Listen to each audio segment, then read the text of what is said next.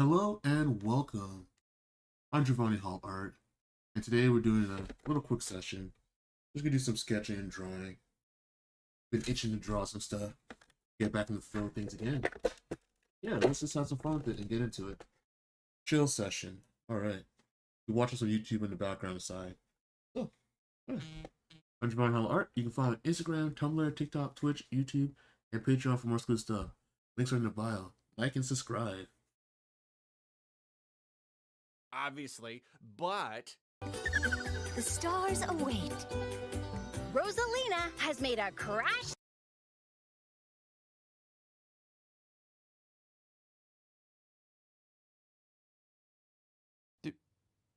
do you see this? Are you seeing this? Are we seeing this? Are we seeing the same thing here? Do you see this? Okay, well, all of this, all this other stuff, this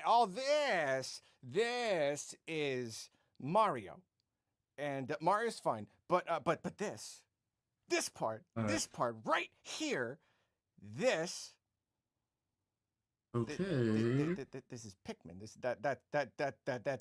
is not Mario. That's Pikmin. And when I first saw this, my initial thought, my gut reaction was, that's not Mario, that's Pikmin! Pikmin has been getting a lot of love recently. Kinda goes without saying. You know, the series was dormant for so many years, and then all of a sudden it was Pikmin 3 Deluxe, and then it was Pikmin Bloom. We got the 1 and 2 remasters, and then 4. Oh, Pikmin 4. It finally happened. It ushered in a new era of Pikmin.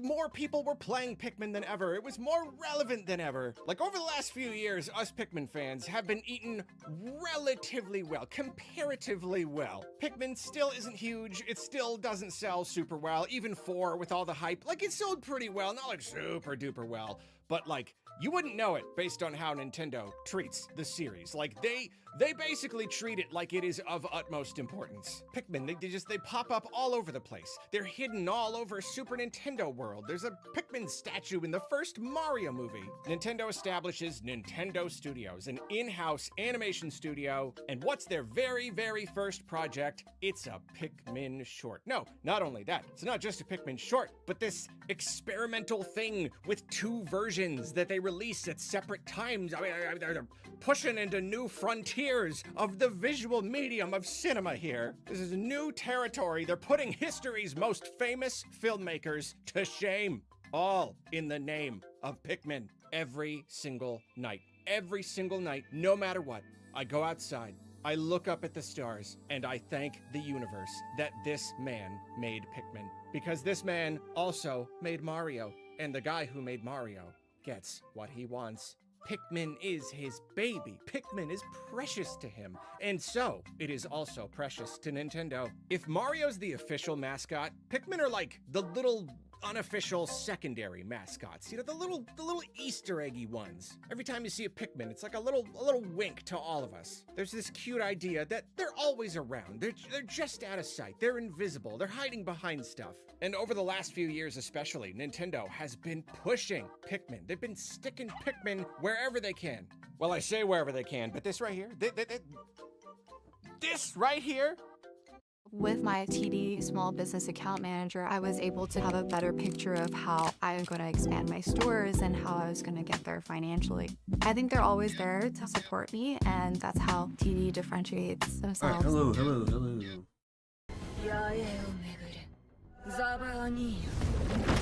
That reminds me, this is a new episode of What?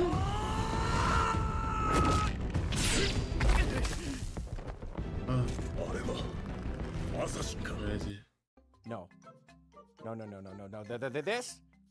This is new.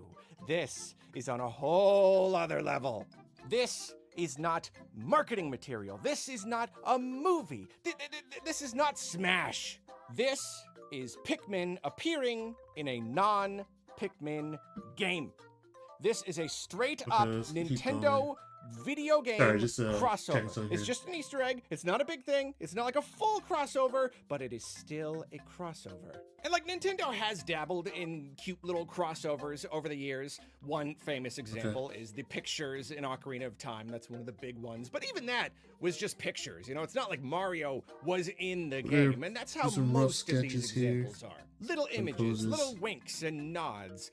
Samus's gunship and Tropical Freeze, that's also probably a pretty darn strong example. I won't deny it, though maybe you could argue that that was kind of a special case because, you know, Retro Studios had worked on both DK and Metroid. There was kind of like an extra reason for it. And then, speaking of Pikmin showing up in other games, they actually did show up in Mario Golf Toadstool Tour, but that's like pretty much it, and that seemed to be a one-off. And like most examples like this, are pretty old. Nintendo was way more into the cute little Easter eggs back in like the N64 GameCube era. In the modern era, for the most part, they have tried to keep universes separate. You know, we all knock around the idea of Nintendo doing more like straight up crossovers, but they only want to do it with non-canonical games. You know, Smash, obviously, even Mario Kart though, like multiplayer games where the point is just to bring characters together to play a sport or something. But single-player, mainline games, they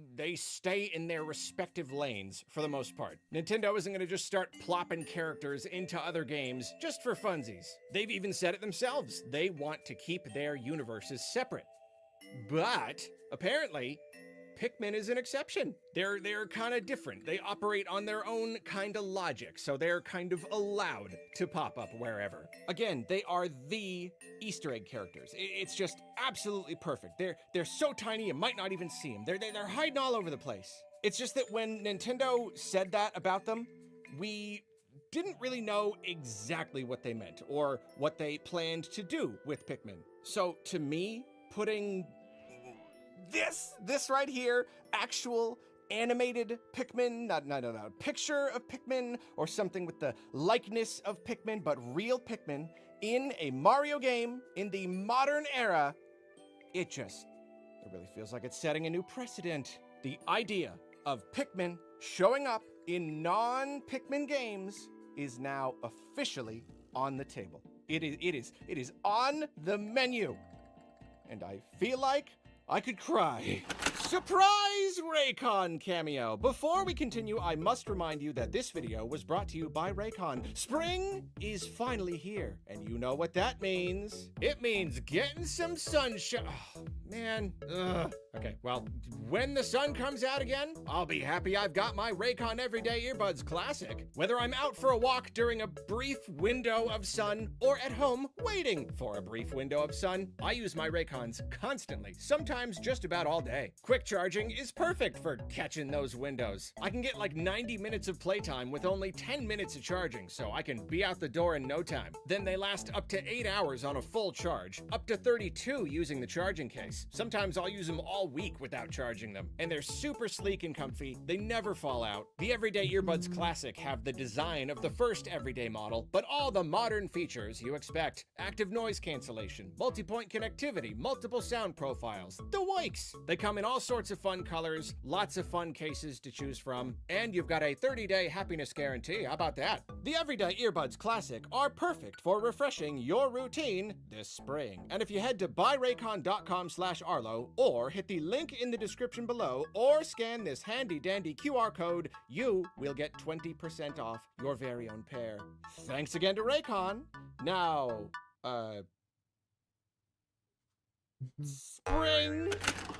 All right, get ready for a line I've said about 1,000,000 times in the past. Now I will completely admit, there's a fine chance that this I'm so is more or confused. less an isolated incident and won't repeat anytime soon. For one, Nintendo frequently likes to do these wacky new things, and I get all excited and I make videos about how this could be a consistent wacky new thing. They could keep doing this, and I dream up this future where Nintendo does the new thing a whole ton. Crypt of the Thanks for Necrodancer joining, devs welcome. worked with Nintendo to make a version of their game based on Zelda. Nintendo having indie devs make games with their IPs. Oh, what an incredible idea. I can't wait for all the other ones. They must be cooking up. Yeah, Yeah, still waiting for that whole thing to materialize. Oh, Bowser's Fury? Taking the bones, the mechanics, and the assets and all that from a pretty old game and repackaging them into a totally new, kind of bite-sized campaign? Sign me up, I'll take 100. Here's a huge list of games that they could do this with.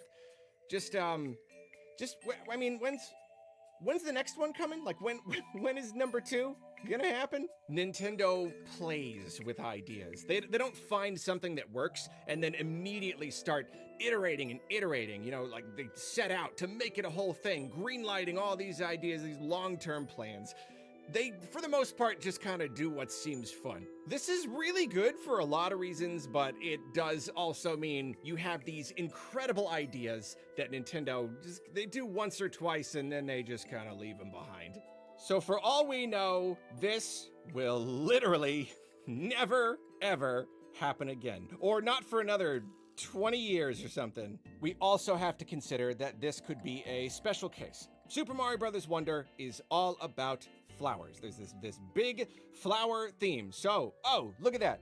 Pikmin. Pikmin is also all about flowers. So it could be that this made sense this time, but it's not necessarily going to make sense for other games. You know, maybe Nintendo won't start hiding Pikmin in every single game. In my opinion, though, and I could be biased here, you know, stop me if this is off base, but I feel that they should do that. I feel that they should do exactly that.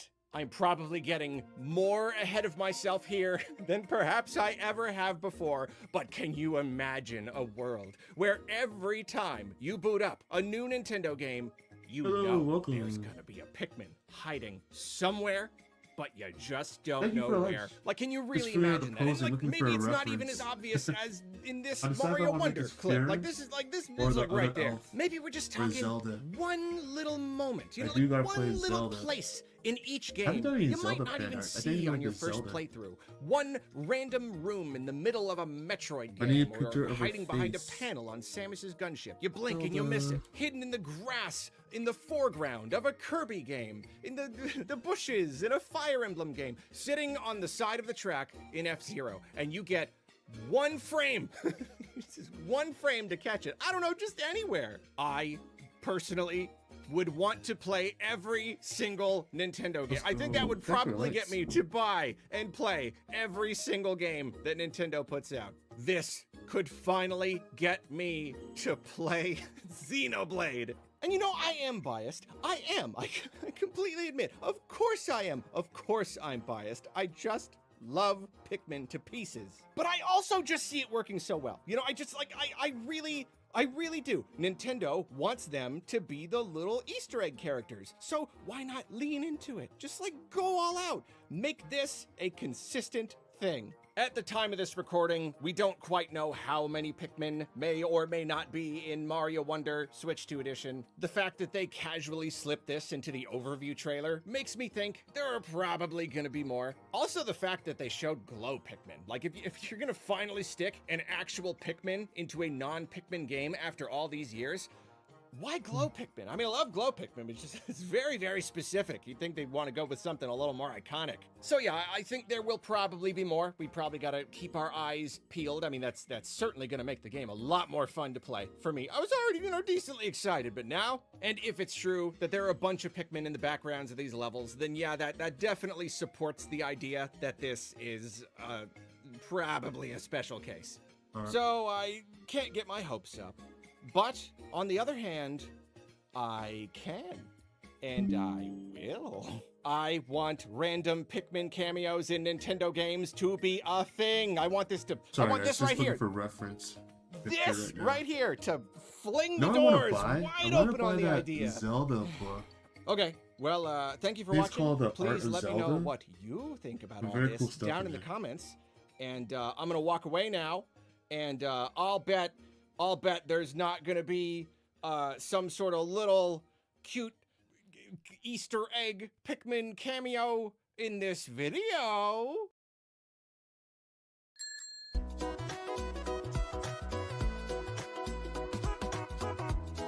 Let's get some reference. need to see their output.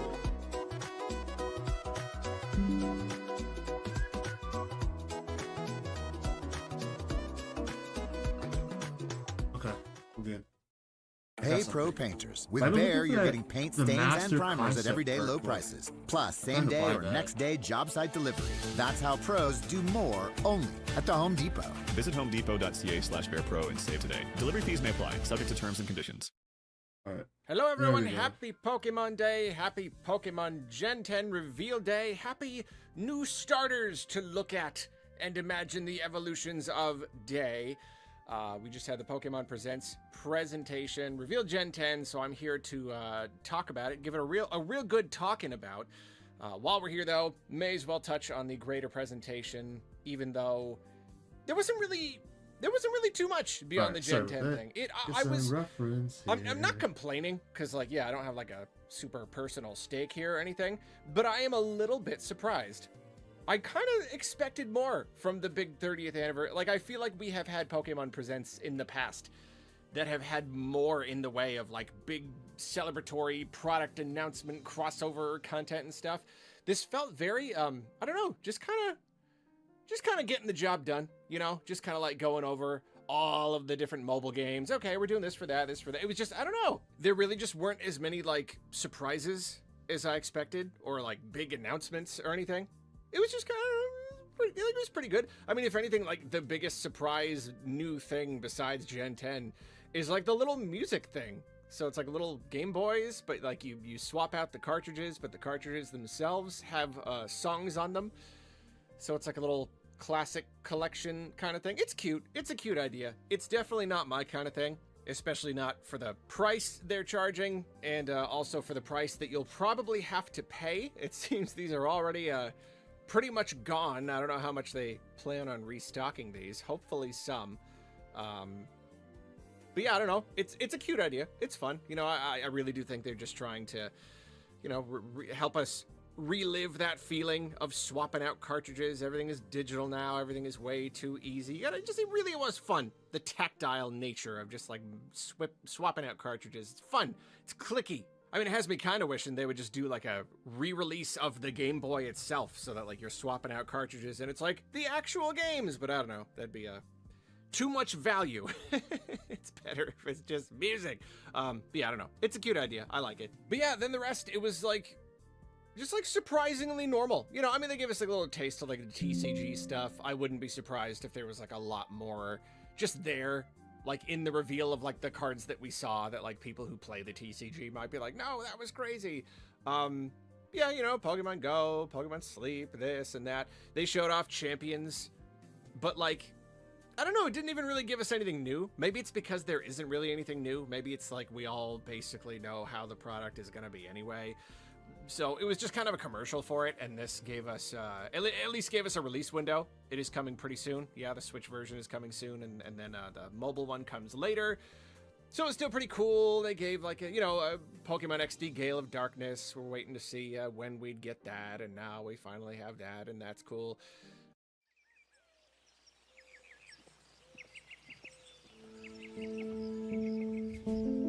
So yeah, just like a lot of little stuff.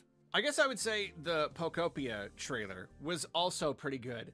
Like it didn't reveal a lot of new stuff, like a little bit, you know, it went into like crafting recipes and like feeding Pokemon different stuff, and that was kind of cool. But it also revealed a couple new Ditto transformations. That's fun. If anything though, if that trailer did anything, it just, it showed the bigness of the game a lot more so than I feel like the other material has done up until this point, showing like building some big statue, like sculpture, like Minecraft style, but then also just like exploring big mountainous, like just like verticality. It's a lot more verticality and just like bigness than we have seen. And yeah, I don't know, it's really just, it really expanded the scope of the game in my mind, you know, even further. So between the stuff that we got the other day and this, the world itself really is starting to feel like everything they show about the gameplay is like, look, you can feed the Pokemon and make friends and make furniture and stuff. But then like you see some of these shots where they're just exploring these like big mountain areas, and you don't know. Yeah, I mean, as always, still looks really fun. We're gonna be playing it in like a week, which is crazy. Also, I will say, giving us like a trailer for the Mega Dimension DLC, which is like already out. It's just like it was just like they just wanted to give it to us again. They just wanted to advertise it again. I don't know. I don't know exactly why. And then they kind of turned it into a thing like revealing Garchomp Z Mega variant, which is cool. But like, I don't know. You could have just had that part. What was the whole like lead up? What was just like a new trailer for Mega Dimension? I just didn't quite get it. So yeah, overall, the entire presentation was surprisingly tame for a big, giant, mega 30-year anniversary kind of thing. But like at the same time, I don't know. Who cares? It was also fun. So let's talk about Pokemon Gen 10, Pokemon Winds and Waves. And yes, the leaks were true. Like I mean, there was no doubt, you know, big data breach, like a bunch of the other stuff ended up being, it was all true. Like basically it was like, we had all of their plans for like the next few years. It all ended up being true. And, you know, as far as like things that are past this point, some of these things may not end up being real. They may not materialize, or they may. But as far as Gen 10 goes, yeah, no, it was the name, Winds and Waves, the entire theme, it being just like a very ocean theme, underwater exploration.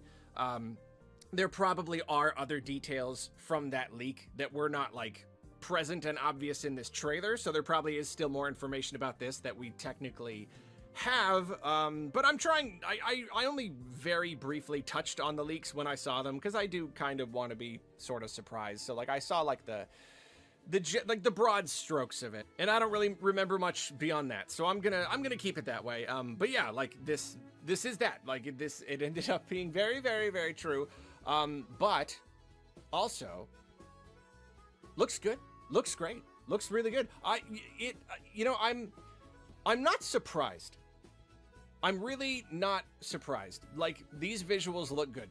The graphics look good. Because, like, even in Scarlet and Violet, like, those games, it ran terribly, and you could even see it in the trailer. Because that's the thing about a trailer, is you can, like, you know, it's like taking pictures of someone's best side. You know, it's like that. They tried to package the trailers and keep everything really fast so we couldn't really see what was going on. So they tried to make the game look as good as they possibly could. And they did a pretty good job, but there's only so much you can do. And so it was still pretty obvious from the initial trailers of Scarlet and Violet that, like, yeah, it was looking pretty rough.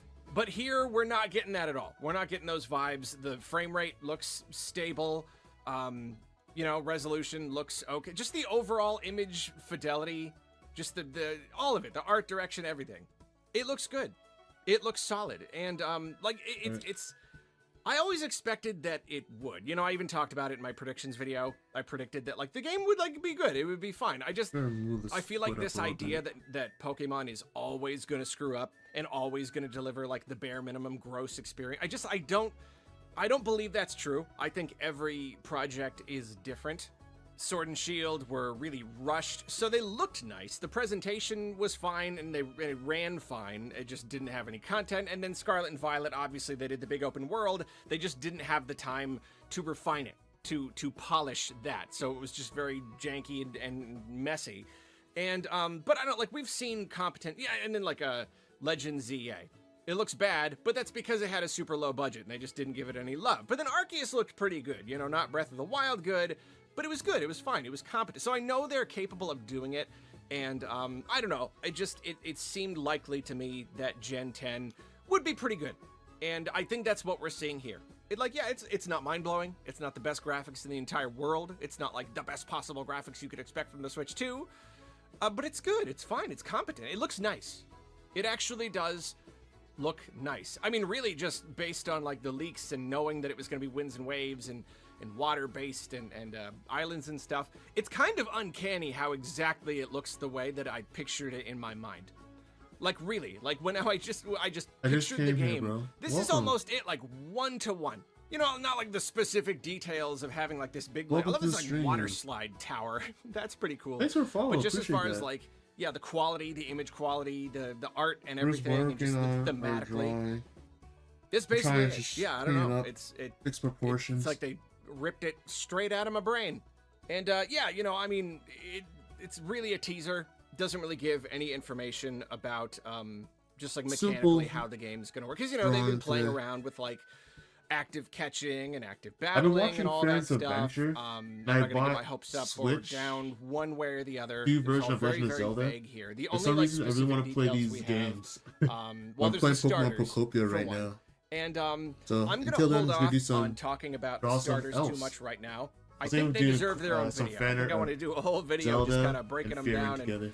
and like taking a that'd be look cool. and giving my Friends. thoughts and stuff. I think that would be fun. So I'm just But, gonna you know, draw some obviously cool with elves. the generation reveal, at the very, very least, they're going to give us the starters. And so that was really nice. So Yeah, you guys beyond like that, elves, not a that's lot of cool. like These are so peak. tangible Thank you so on much. paper They're very details, rough right now. I'm gonna on clean it the up. website. They As you gave can us tell, a little bit. It's Apparently, super rough. the like It's outfit. like my process for drawing. I mean, it's Rough just the posing. outfit. Does that just mean like the starting outfit? Because you're not going to be able to change the outfit. Whatever the case, though, the outfit that you start with And these is different will in be winds and posted waves. on Okay, my that's Instagram and kind of a Twitter and different, stuff.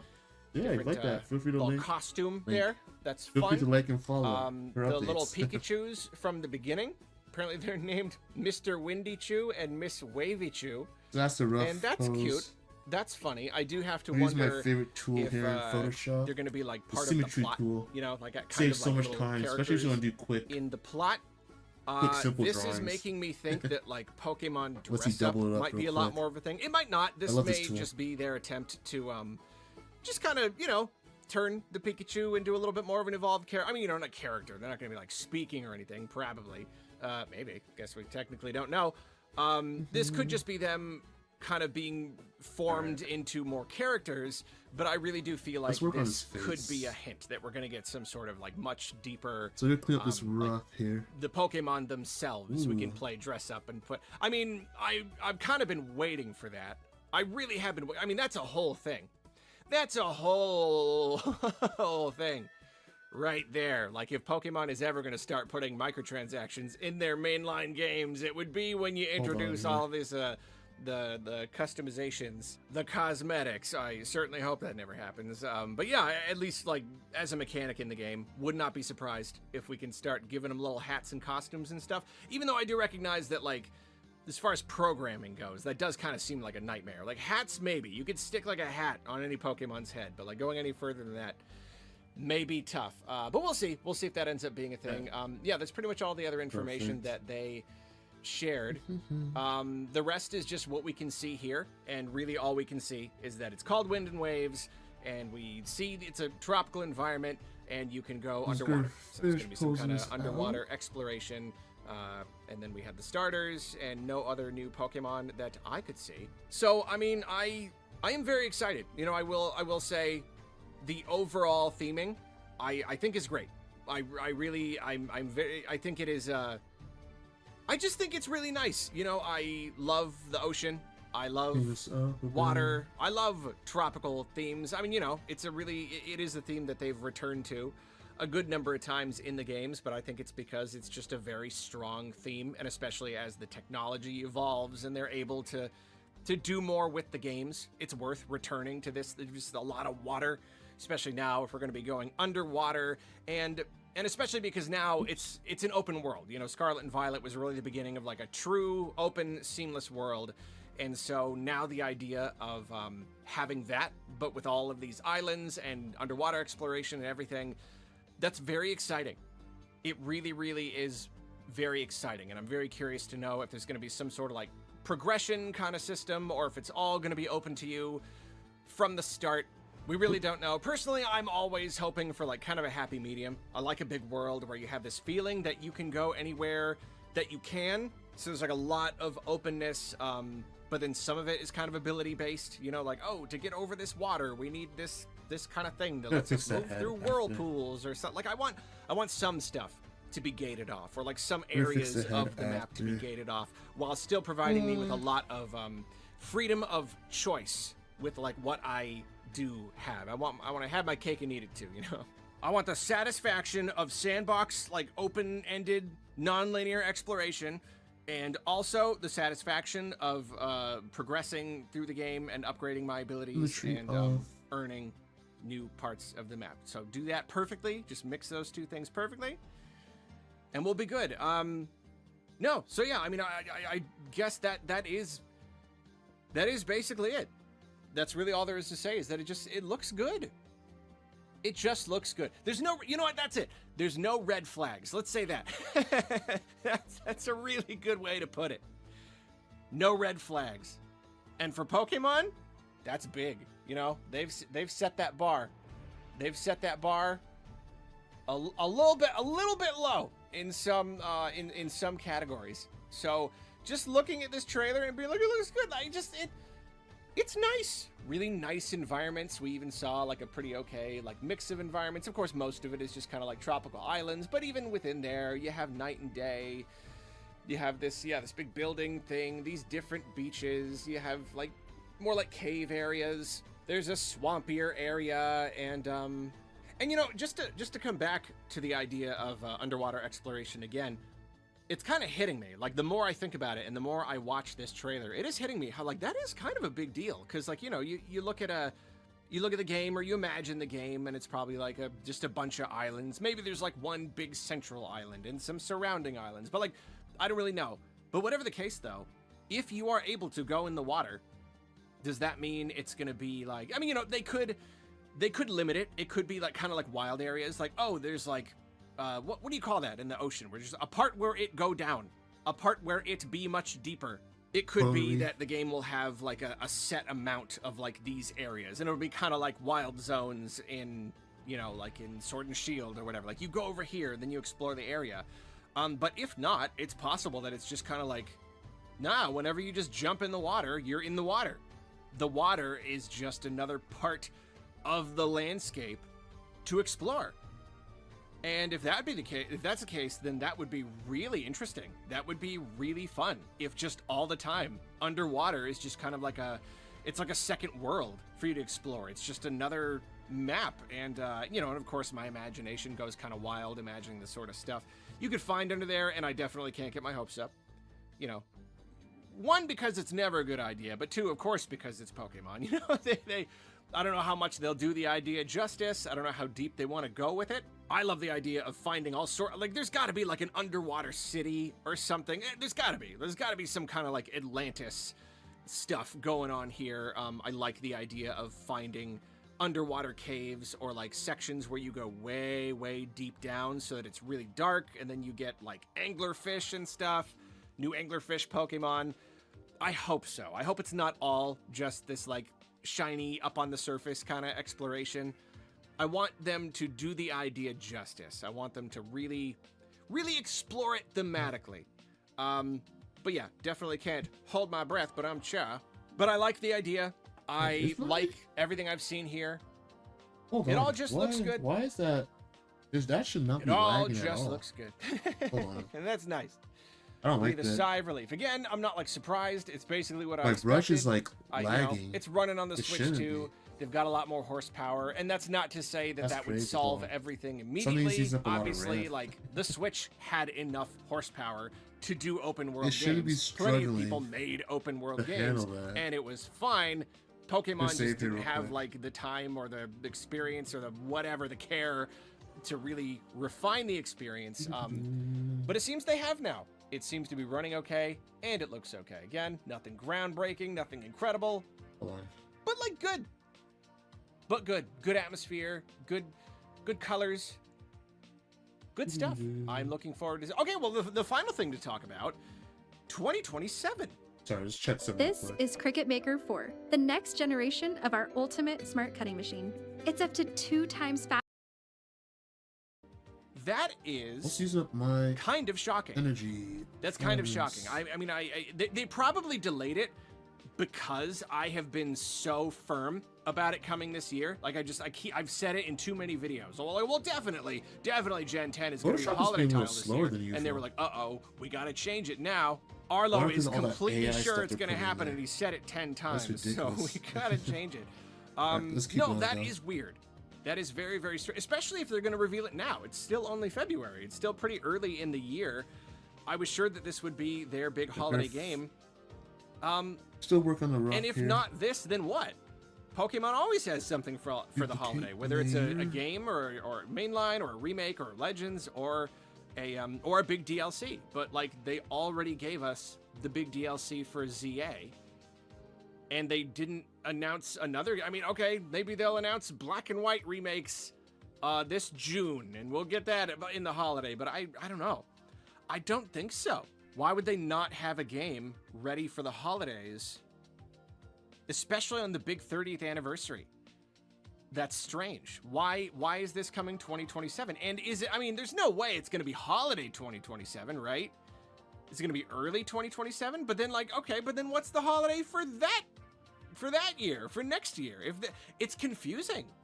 It's strange. And of course the hope, I can't get my hopes up, but of course the hope is that this is just them delaying it, that they planned on giving it to us this holiday, but even now, even almost a year away, they were like, no, we think we're going to need more time.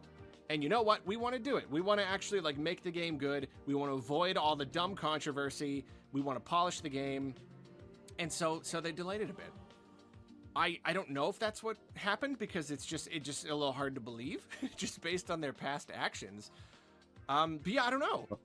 A little bit strange. Definitely, you know, as a person who wants to play the game, a little bit disappointing. Like, what, do we gotta wait for a year? And that's if they release it early next year?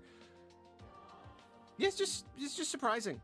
I don't know. Maybe it's kind of like with ZA. They did reveal that like a long time before release. So maybe they just wanted to get us excited, give us a taste of something really exciting for Pokemon Day as part of the celebration, but they still have a lot of work to do on it.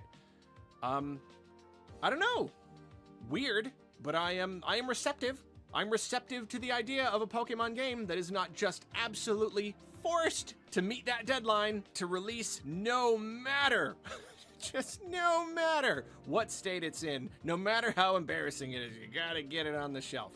If they could break away from that mindset all by itself, that would make a really, really big difference with Pokemon and the quality of the games and how we receive the games.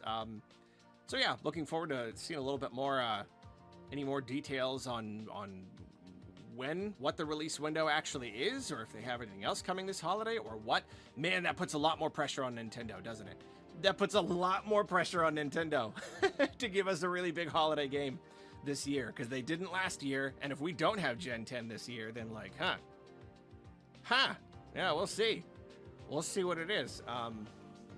So yeah, that's it. Pokemon Gen 10, that's the reveal. And yeah, maybe in a separate video, I'll probably talk about the starters, but for now, it's looking good.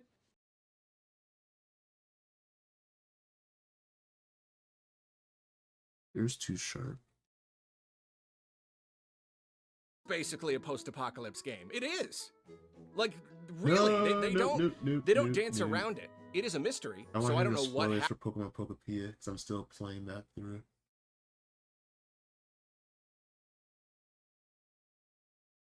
If I were to talk to someone who was looking to implement NetSuite, I would say you would never regret it. It truly has revolutionized.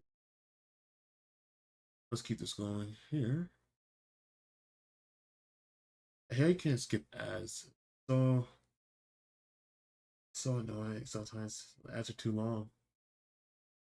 Now people make their ads short. It's like today. What this lady's done just makes me furious. So I want to yap about it.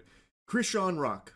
Maybe you've heard her name, maybe you haven't. I'm pretty confident you've at least seen a couple of clips of hers, because she has been addicted to social media attention for a while. So she constantly pops up on popular streamers' streams to try and leech a little bit of clout for herself. Personally, I've always found her to be like a vibe Dementor on stream, where she just sucks out all the fun and all the life, leaving only misery in its wake. But that's not the biggest deal in the world. There's plenty of people that are, you know, vibe terrorists that just aren't super entertaining to watch. That's not like a crime. But what is a crime, at least should be, is the way that she handled her pregnancy. Krishan Rock loved to party. I say loved like it's past tense. I'm sure she still currently does. But while she was pregnant, she still didn't let that stop her. You know, it wasn't an obstacle. She didn't pump the brakes because she's pregnant. She still went hog wild partying, drinking and smoking while pregnant. And this was shown multiple times on camera, just shamelessly drinking and smoking while pregnant, which everybody knows is really bad for the baby. Because we all was drinking, even you, with the baby and stuff. Why are you lying? Really been flew out in real life though. Ladies, what Get yourself together. Where the bottle at? Oh my gosh. Drink it. She asked for another bottle. I'm just gonna... You can't have liquor? Yes, I can. I can abort the child tomorrow. It won't hurt me. No, you shut the door because it's cold. No fucking liquor.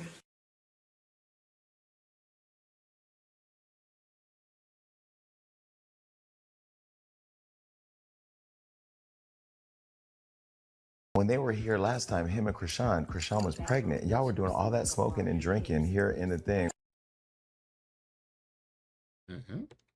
This is just one short compilation, but a lot of these clips go on longer of her drinking even more. And this is only what's been caught on camera. I can only imagine how often off camera she was also smoking and drinking. It's fucking terrible. And it's not like she didn't know. She even had that clip in there where she's like, it's alright, I can just abort the child, not gonna hurt me. Fucking evil mindset. Like, what? She couldn't stop herself from smoking and drinking while pregnant. She did have the child, and this September he will be 3 years old.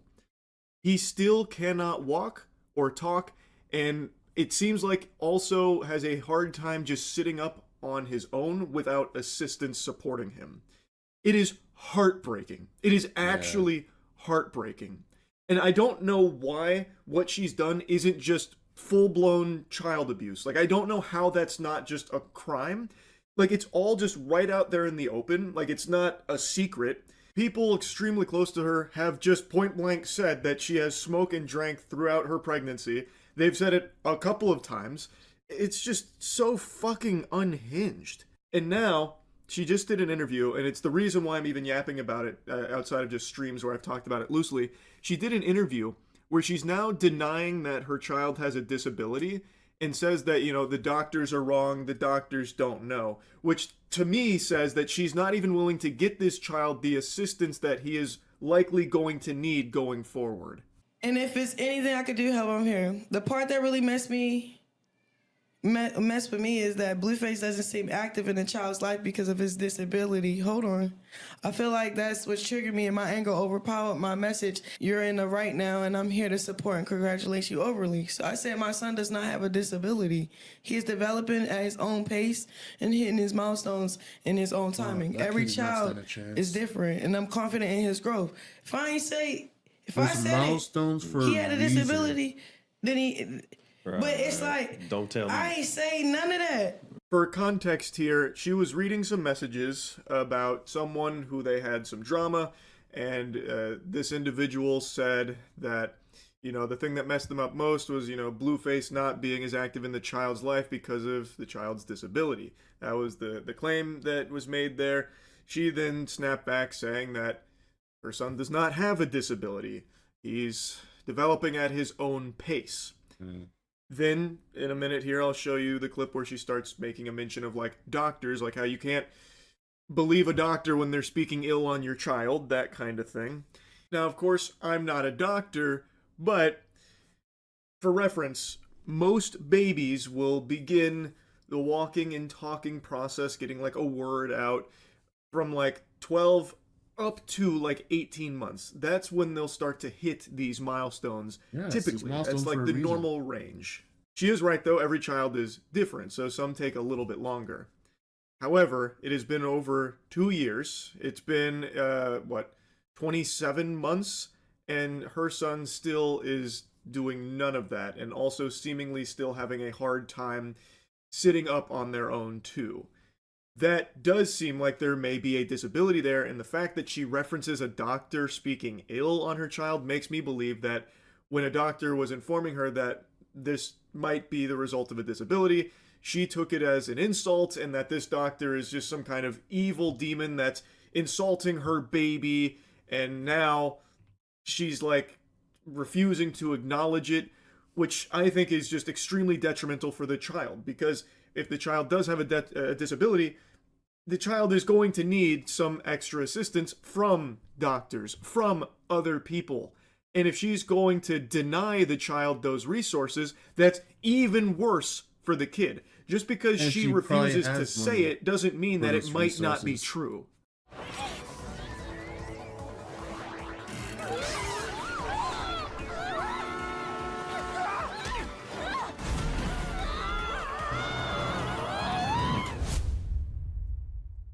That child was doomed from the start.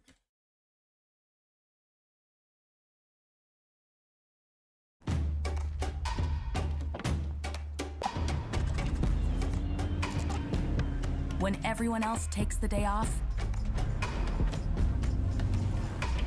own it with the Chevrolet Trax.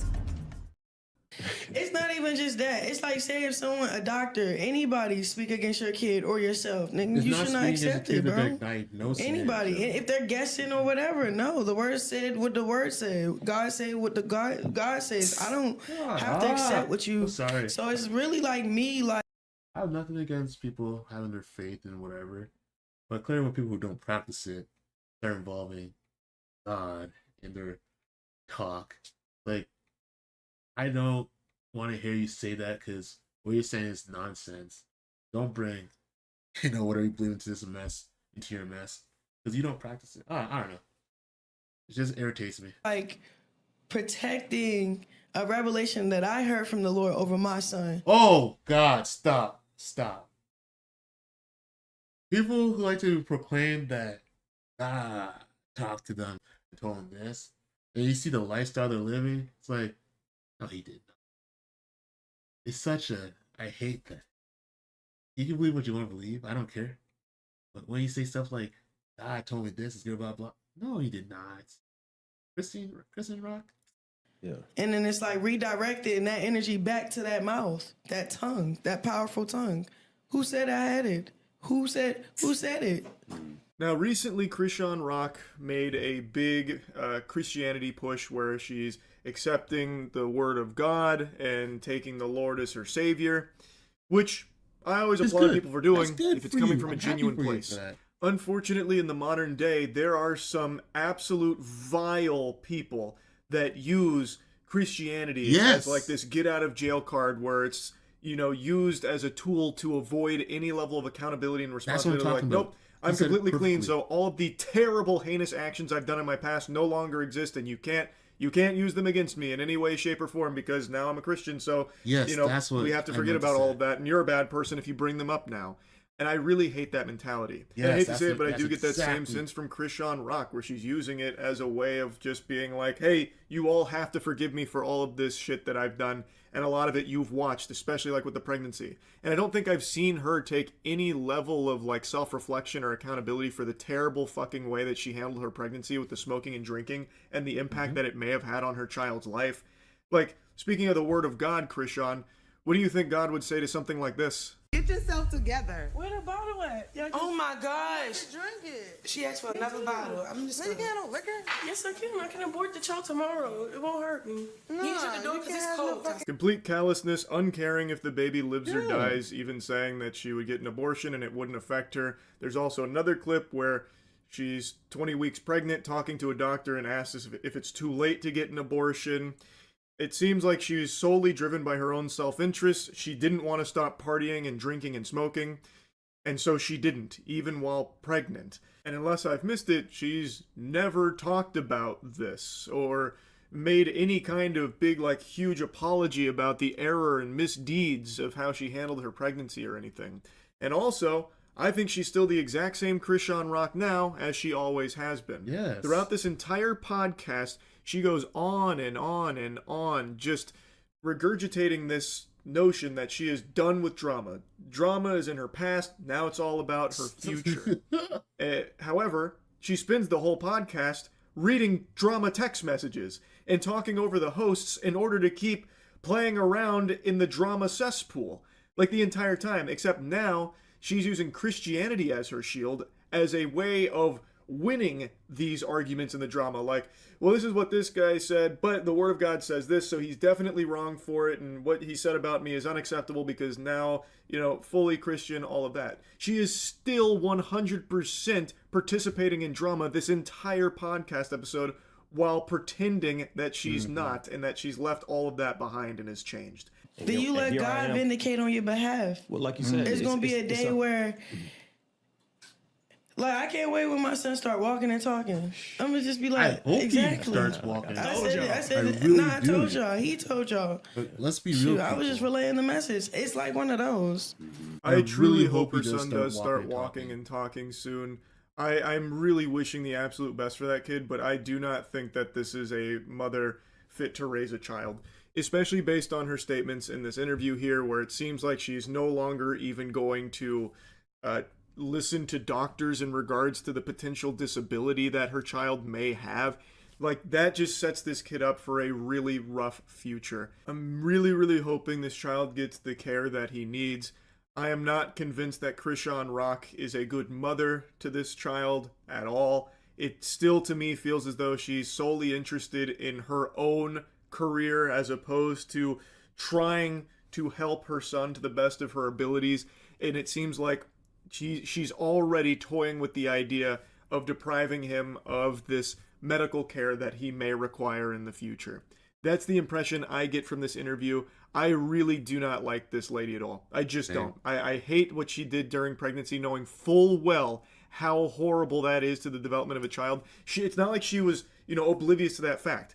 She wanted to keep drinking and smoking, and in order to do that, she even said, look, I'll just get an abortion. It won't affect me at all, and I'll just keep drinking and smoking. She didn't get the abortion, but she just kept drinking and smoking.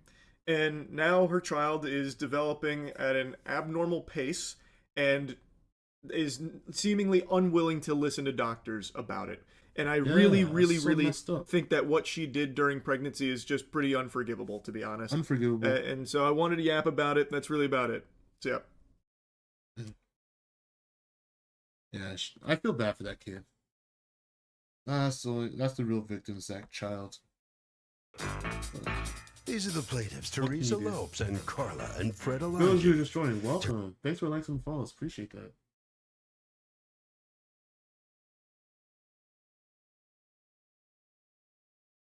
All right. We're going to keep going for a bit. I really thought I could finish this drawing, but, I'm slowly fixing it and cleaning as I go. I'm going to try to get somewhat of a rough sketch of this drawing done. Let's keep going.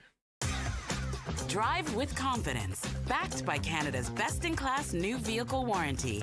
That's the advantage of the Hyundai Elantra. Visit your local Hyundai dealer for details. Get a quick little water break. Welcome to Wix Harmony, where you and AI work together to build a unique brand. Your words.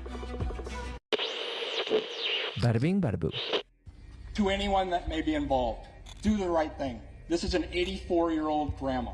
You still have the time to do the right thing before this becomes a much worse scenario for you. February 9th, 2026, a shelter-in-place alert goes out to all of the local residents. Not only should you shelter in place, aka get inside and don't go outside, but also you need to urgently turn off the air conditioning in the building for the time being. This is Tucson, Arizona. February 9th, 2026, it's a little hot, a high of 84 that day. It's actually unusually hot for this early on in February, but that is besides the point. The point is, stay inside. Turn off your AC unit. If you really must peek outside your window and you're really unlucky, you've got sweat dripping down your nose and you see this outside, a dark swirling cloud just floating around and it's moving fast, going left, going right. It doesn't really have a strong sense of direction. It looks unpredictable. If you decide to peek open the window to hear what's going on, it's like this humming noise, just like a strong, powerful, overwhelming buzz. It's a bee swarm. There isn't exactly a number count of how many bees there were. It's not like the bees are lining up to a census. However, a typical swarm is documented to have tens of thousands of bees. And these ones in Arizona, they're called killer bees. They tend to be a bit temperamental. They will attack in greater numbers with less provocation. They could just decide that they don't like you, and they will chase you a quarter of a mile if they see you as a threat. Even if you're begging them to stop. Also, you have to turn off the AC because bees, when they're looking for a new hive, they love anything that has a little bit of moisture and has vibration, which is an AC unit. So then they'll try to make a hive in your AC unit, and God forbid, those bees get sucked into your house. Now they're pissed off. They just went on a tumultuous, turbulent ride and they have no escape. not great things are going to happen in that situation. It's not going to end well for you, the bees, or the AC maintenance guy. Bada bing, bada boo. To anyone that may be involved, do the right thing. This is an 84-year-old grandma. You still have the time to do the right thing before this becomes a much worse scenario for you. February 9th, 2026, a shelter-in-place alert goes out to all of the local residents. Not only should you shelter in place, aka get inside and don't go outside, but also you need to urgently turn off the air conditioning in the building for the time being. This is Tucson, Arizona. February 9th, 2026, it's a little hot, a high of 84 that day. It's actually unusually hot for this early on in February, but that is besides the point. The point is, stay inside, turn off your AC unit. If you really must peek outside your window and you're really unlucky, you've got sweat dripping down your nose and you see this outside, a dark swirling cloud just floating around and it's moving fast, going left, going right. It doesn't really have a strong sense of direction. It looks unpredictable. If you decide to peek open the window to hear what's going on, it's like this humming noise, just like a strong, powerful, overwhelming buzz. It's a bee swarm. There isn't exactly a number count of how many bees there were. It's not like the bees are lining up to a census. However, a typical swarm is documented to have tens of thousands of bees. And these ones in Arizona, they're called killer bees. They tend to be a bit temperamental. They will attack in greater numbers with less provocation. They could just decide that they don't like you, and they will chase you a quarter of a mile. You know how bad things have to be at any time they name something? The non-scientific name is killer bee or killer whale. There's a reason why it's called killer. I know it's pretty evident and obvious, but come on. Kind of crazy. Like, have you seen orcas? Not the ones you see at the zoo in captivity. Like, wild ones and what they do is crazy. Those are some scary creatures. That's all I have to say about that. I'm just going to speed up this drawing. I'm going to come back and clean it up. I just want to have a nice outline, kind of rough drawing, something to post, or somewhat completed to have. So I'm going to keep going. We'll go power mode. Let's go. They see you as a threat, even if you're begging them to stop. Also, you have to turn off the AC because bees, when they're looking for a new hive, they love anything that has a little bit of moisture and has vibration, which is an AC unit. So then they'll try to make a hive in your AC unit, and God forbid, those bees get sucked into your house. Now they're pissed off. They just went on a tumultuous, turbulent ride, and they have no escape. Not great things are going to happen in that situation. It's not going to end well for you, the bees, or the AC maintenance guy. Thankfully, the bee swarm in Tucson, Arizona is contained. The shelter in place is removed. That's not the only swarm Tucson is dealing with. On the other side of Tucson, there is a completely different swarm taking place. They call it Tent City. It's like an RV show, but with tents. It almost feels weird because it's like an entire street in a residential neighborhood has been sectioned off. They've got tents lined up. It's like they're trying to sell tents. That's the feeling. It's just tent after tent after tent, all lined up.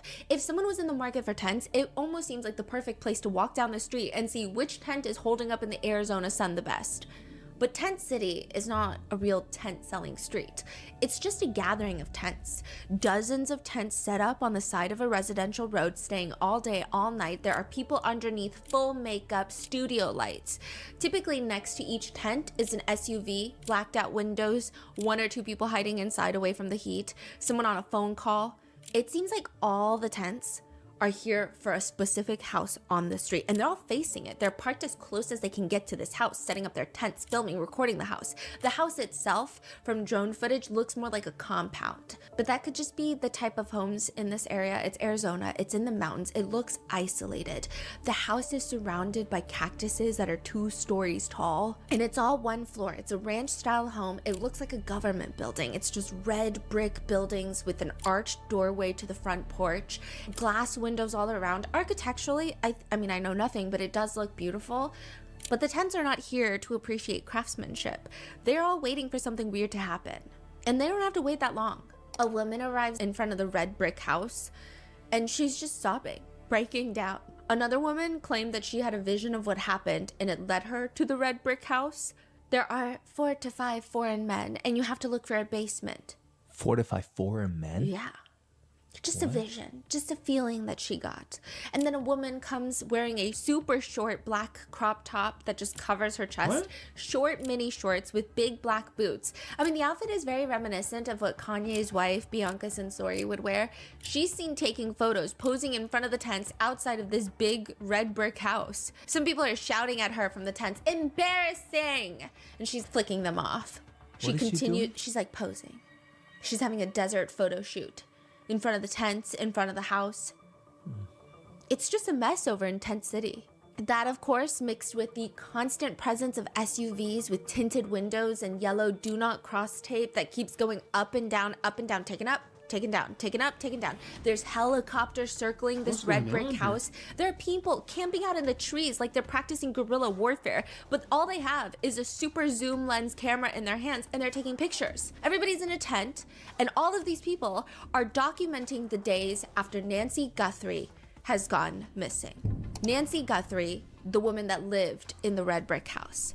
She's missing, and they're documenting day 1, day 2, day 3, now going on over 30 days of her being missing and of her being taken from her home. And even with a $1 million reward, the head of the FBI getting involved. We will investigate and ensure you are held accountable for your actions. Trump getting involved. But ultimately, when the FBI got involved, I think, progress has been made. There are still no solid answers. And when there's no solid answers, people tend to start creating their own. Like, is this case a cover-up for something else? What do they not want us to know about this case? This is the case of Nancy Guthrie and all of the conspiracies, speculations, and rumors, including, is this case used as a headline cover-up to bury everything else that has been happening in the U.S.? Thanks for the likes, appreciate that.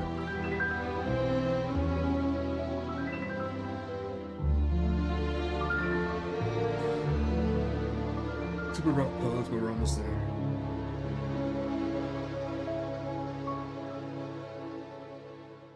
We would like to thank today's sponsors who have made it possible for Rotten Mango to follow in Savannah Guthrie's footsteps and donate to NECMEC, aka the National Center for Missing and Exploited Children, in an effort to raise visibility and action for various missing person cases that haven't received widespread attention. This episode's partnerships have also made it possible to support Rotten Mango's growing team, and we'd also like to thank you guys for your continued support. As always, full show notes are available at RottenMangoPodcast.com. Today's case involves mentions of kidnapping, not of minors, but of elders, which is still a very vulnerable population. So if kidnapping, elder abuse is sensitive, please watch with discretion. And a few housekeeping disclaimers. Statements and quotes may be condensed for brevity, and everyone is innocent until proven guilty beyond a reasonable doubt in the court of law. We tried to touch base on everything in this case as neutrally as possible. There has been a lot of internet debate and discourse about who could be possible suspects, but I do want to mention that there have been no suspects named by any law enforcement. This is just people coming up with answers in a time when there are none. So with that being said, if you have seen anything, please call the FBI at 1-800-CALL-FBI or online at tips.fbi.gov. So with that, let's get started. I think tall people are scary. Okay, to clarify, I think abnormally tall people are scary. I'm not even talking like humanly tall, 7 feet, 8 feet. I've never met people that are that tall, but even the tallest man in history, which is close to 9 feet, Robert Wadlow, I don't think he's scary. I'm talking even taller. There is something about super tall human-like forms, I think, that just freak people out. It's the center of a lot of urban legends and stories. Slender Man, skinwalkers, technically Bigfoot. But even those are rarely 40 feet tall. 40 feet tall is like a 4-story building. If you're walking in a neighborhood at night and you see this shadow of a 40-foot figure with 3 arms sticking up into the air, I would probably scream. But I also don't live in the Catalina foothills, and I've never seen a saguaro cactus. These cactuses are huge. They're 40 feet tall and they look kind of human in the night. And Tucson, Arizona is a very unique place where they have anti-light pollution ordinances in place. So they don't let you have bright city lights, or even in the suburbs, you can't have those really bright lights that light up your driveway, light up the outside exterior of your home. Really? Yeah, so it's Is dark. It to protect the wildlife, or? No, Tucson is known for just beautiful astronomy. Oh, I see. Huh. So you can go there and the sky is stunning, but it's not bright that it's just like reflecting everything onto the street. There's no street lights in most residential areas. It's dark. And so you've got that coupled with these 40-foot tall saguaro cactuses. It's an interesting environment. The Catalina foothills specifically tend to have nicer homes. It feels kind of suburban, but not suburban. I know with this case in particular, a lot of people thought that Nancy Guthrie was just living in like a regular residential neighborhood where the houses are kind of close together, which comes to the question of why did anybody not see anything? How does that make sense? These houses are sitting on a 1-acre lot. You don't see your neighbors from your own house window. If you're standing in your backyard, it's highly unlikely that you'll spot a neighbor. Even if you go to the front yard, most of the homes are so deep into the lot with a ton of cactuses and brush just like in the front, you don't even see anyone at the front door if you're driving by. It also doesn't help that there's no streetlights, and it's also very scary at times because everything in the area has thorns, cactuses that are taller than people. Everything is pokey. And it's in this neighborhood that a member of the very well-known Guthrie family is kidnapped from this red brick house. And all we have is the doorbell footage. We don't even have the doorbell. The doorbell is gone. Whoever did this appears to have, though it's unconfirmed, a lot of things are unconfirmed, ripped off the doorbell and taken it with them. So naturally, someone like yanked the Ring doorbell off the wall? Yeah, Google Nest, but yes. What? So naturally, the footage is in all black and white. The camera captures the arched brick entryway and this small porch area before you get to the front door. And there is a man fully clothed, ski mask with just the eyes and the mouth cut out, walking up to the door. Off the bat, there are a few startling things to note in this footage. He seems to have a really full backpack on. The backpack looks stuffed with something, and probably nothing good. And then there's a gun holster right in front of his crotch, which is an odd placement. Nobody puts a gun holster right in front and center.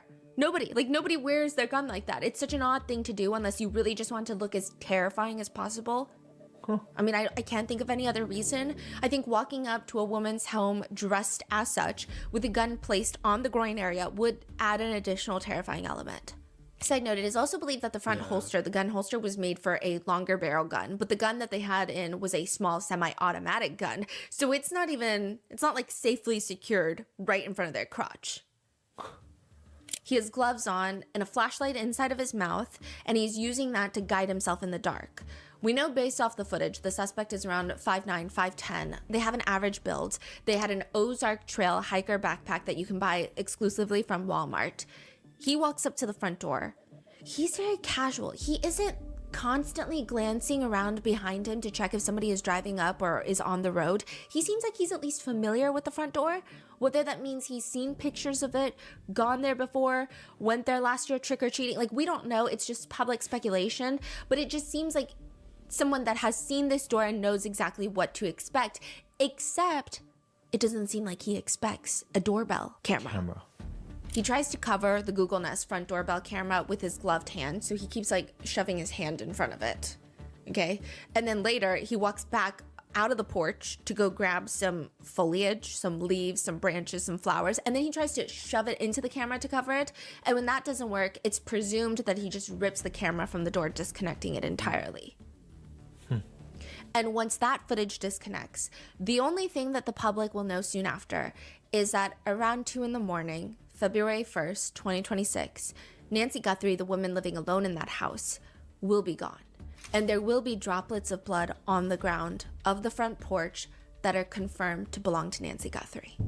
The Guthrie family are very well known all over the U.S., but especially so in Arizona. So the family consists of Nancy and Charles Guthrie. Charles Guthrie passed away a long time ago, so it's mainly just 84-year-old Nancy Guthrie. Nancy and her husband Charles went to the University of Kentucky, and that's how they met. And the two of them have 3 children, Annie, Cameron, and Savannah Guthrie. Annie is a writer and a jeweler. She teaches classes, creative writing courses at the University of Arizona Poetry Center. She also has a book on the craft of jewelry making. She's married to a man named Tommaso. He's very important later. They share a young child together. And I say important later because of the online discourse, not because of anything else. Okay, so you've got Annie and her husband Tommaso. Then you have the next child, Cameron. He is a former pilot of the Air National Guard. So he retired as an F-16 pilot. Wow. Then there's Savannah Guthrie. She is an attorney. She's also a massive TV anchor. So she previously worked at Court TV covering a lot of criminal cases. But now she's most known for being the co-host of The Today Show for NBC. Hi, Mom. Hi. You ready to cook? I'm ready. And just because everyone's partners are being, poking about and brought up, Savannah was previously married to a BBC journalist, Mark Orchard. Then she divorced and remarried to a man named Michael Feldman, who is a political consultant. They also have young children. Savannah was going to be co-hosting the Olympic ceremony for NBC as a co-host for the Winter Olympics, but she could not attend because February 1st, someone kidnaps her mother. But who would want to take 84-year-old Nancy Guthrie? I know it sounds morbid, but a lot of the conversation online was, if you had to bet money, and I know that sounds weird, but I think it just points to the confusion that people have. If you had to assume that someone was going to get kidnapped, maybe it's the one that's nationally known. Like, it just doesn't make sense. Why would you take an elderly woman from her home when she's sleeping? What do you want from her? She can barely walk 100 feet on her own. Now, I will say that she is 84, but all reports and the Guthrie family have been steadfast in the fact that she is so mentally sharp. She's all there. Like, cognitively, she's sharp as a tack, but she does have mobility issues. And she is on medications every day. And that's another thing. She can't walk on her own. She's heavily, needs these medications. She has a pacemaker. This is a high-risk crime. What would be the purpose? What's a pacemaker? We're building the future of nuclear energy right here in Ontario. The first small modular reactors in the G7. The first large-scale nuclear facilities in decades.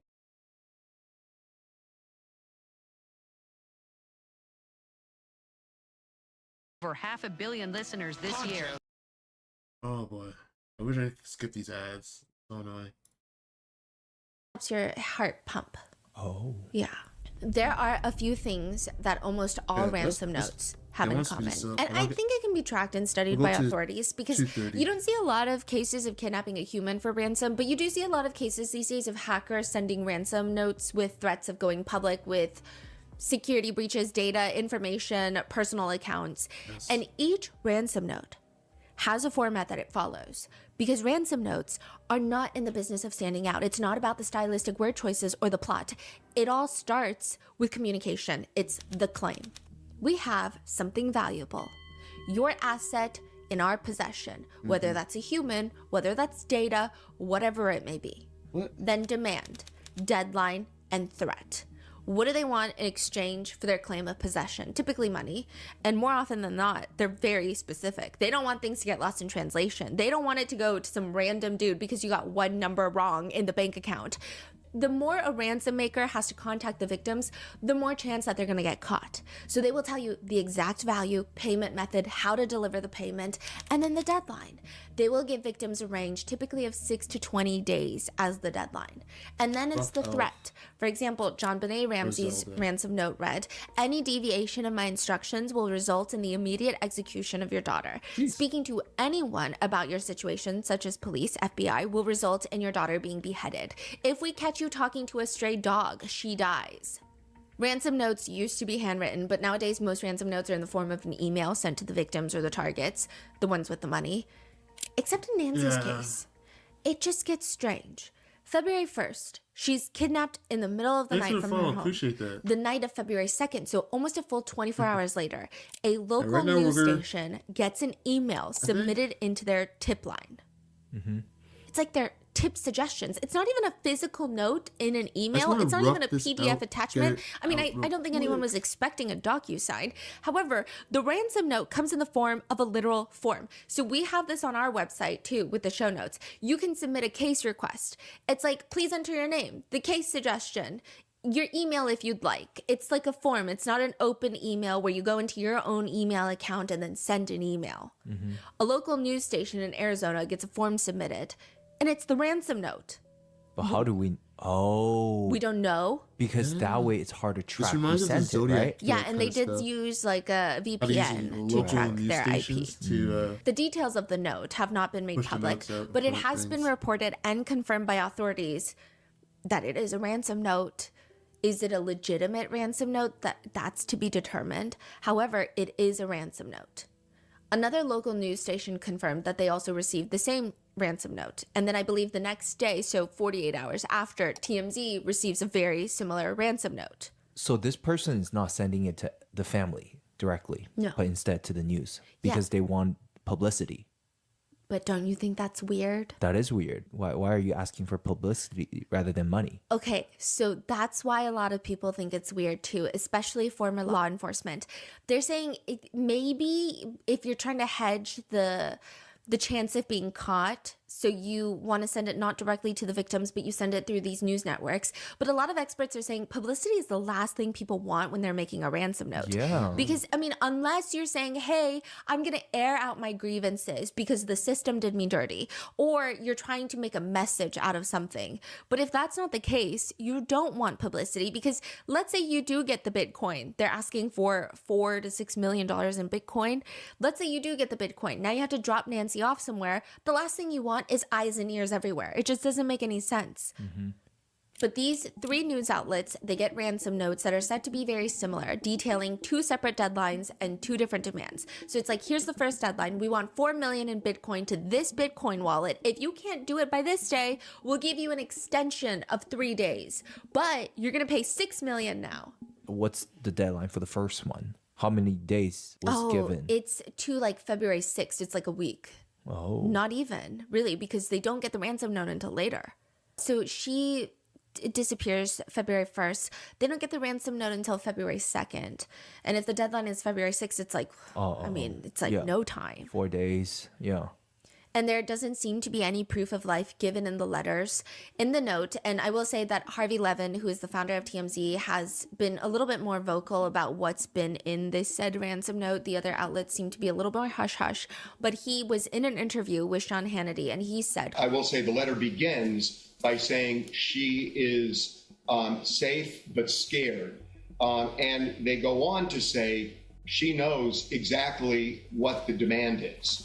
I will say that there are real reasons based on what's written there that I believe that this person is in the radius of the Tucson area.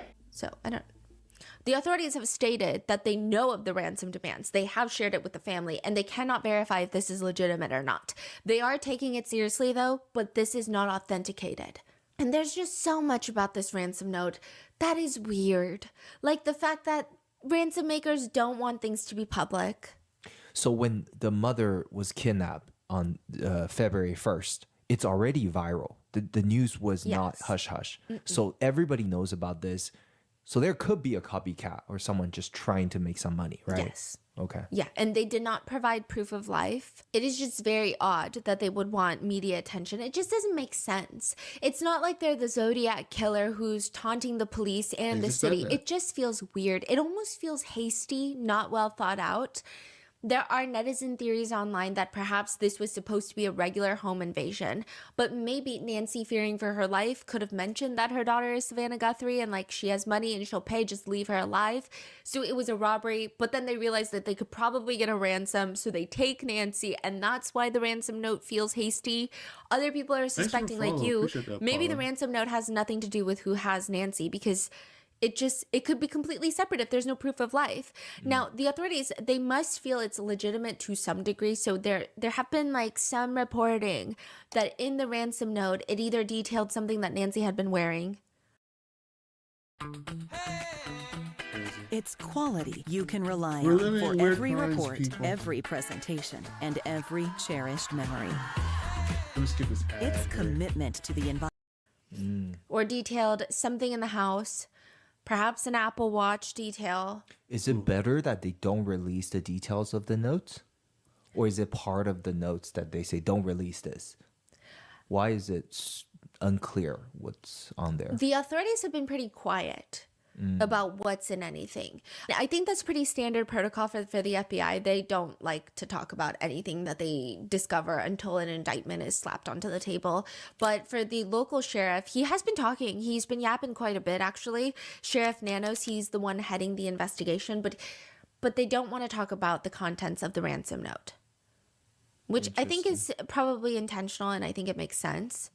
Okay. But they just keep saying, it's not authenticated, but it does seem like there's some detail in the ransom note that makes it feel like it could be real. Okay.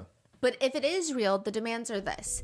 By February 6, 2026, Thursday, 5 p.m. local time, the kidnappers want $4 million in Bitcoin transferred to their Bitcoin wallet. If the Guthrie family cannot make that happen, then they have a second deadline. Monday, February 9th, 2026, $6 million in Bitcoin. These are the two deadlines, with the insinuation being if the second one is missed, Nancy Guthrie's life is on the line.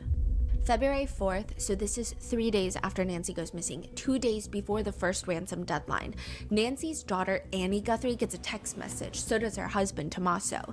Did you get the Bitcoin? We're waiting on our end for the transaction. Thanks for the follow. Then a brief 9-second phone call comes in to one of the family members. This is like usually the moment in the movies that the agents are looking for. The part in the movies where they do their best to get the family member to keep the caller on the phone for as long as possible so that they can try to trace the phone call where it's coming from.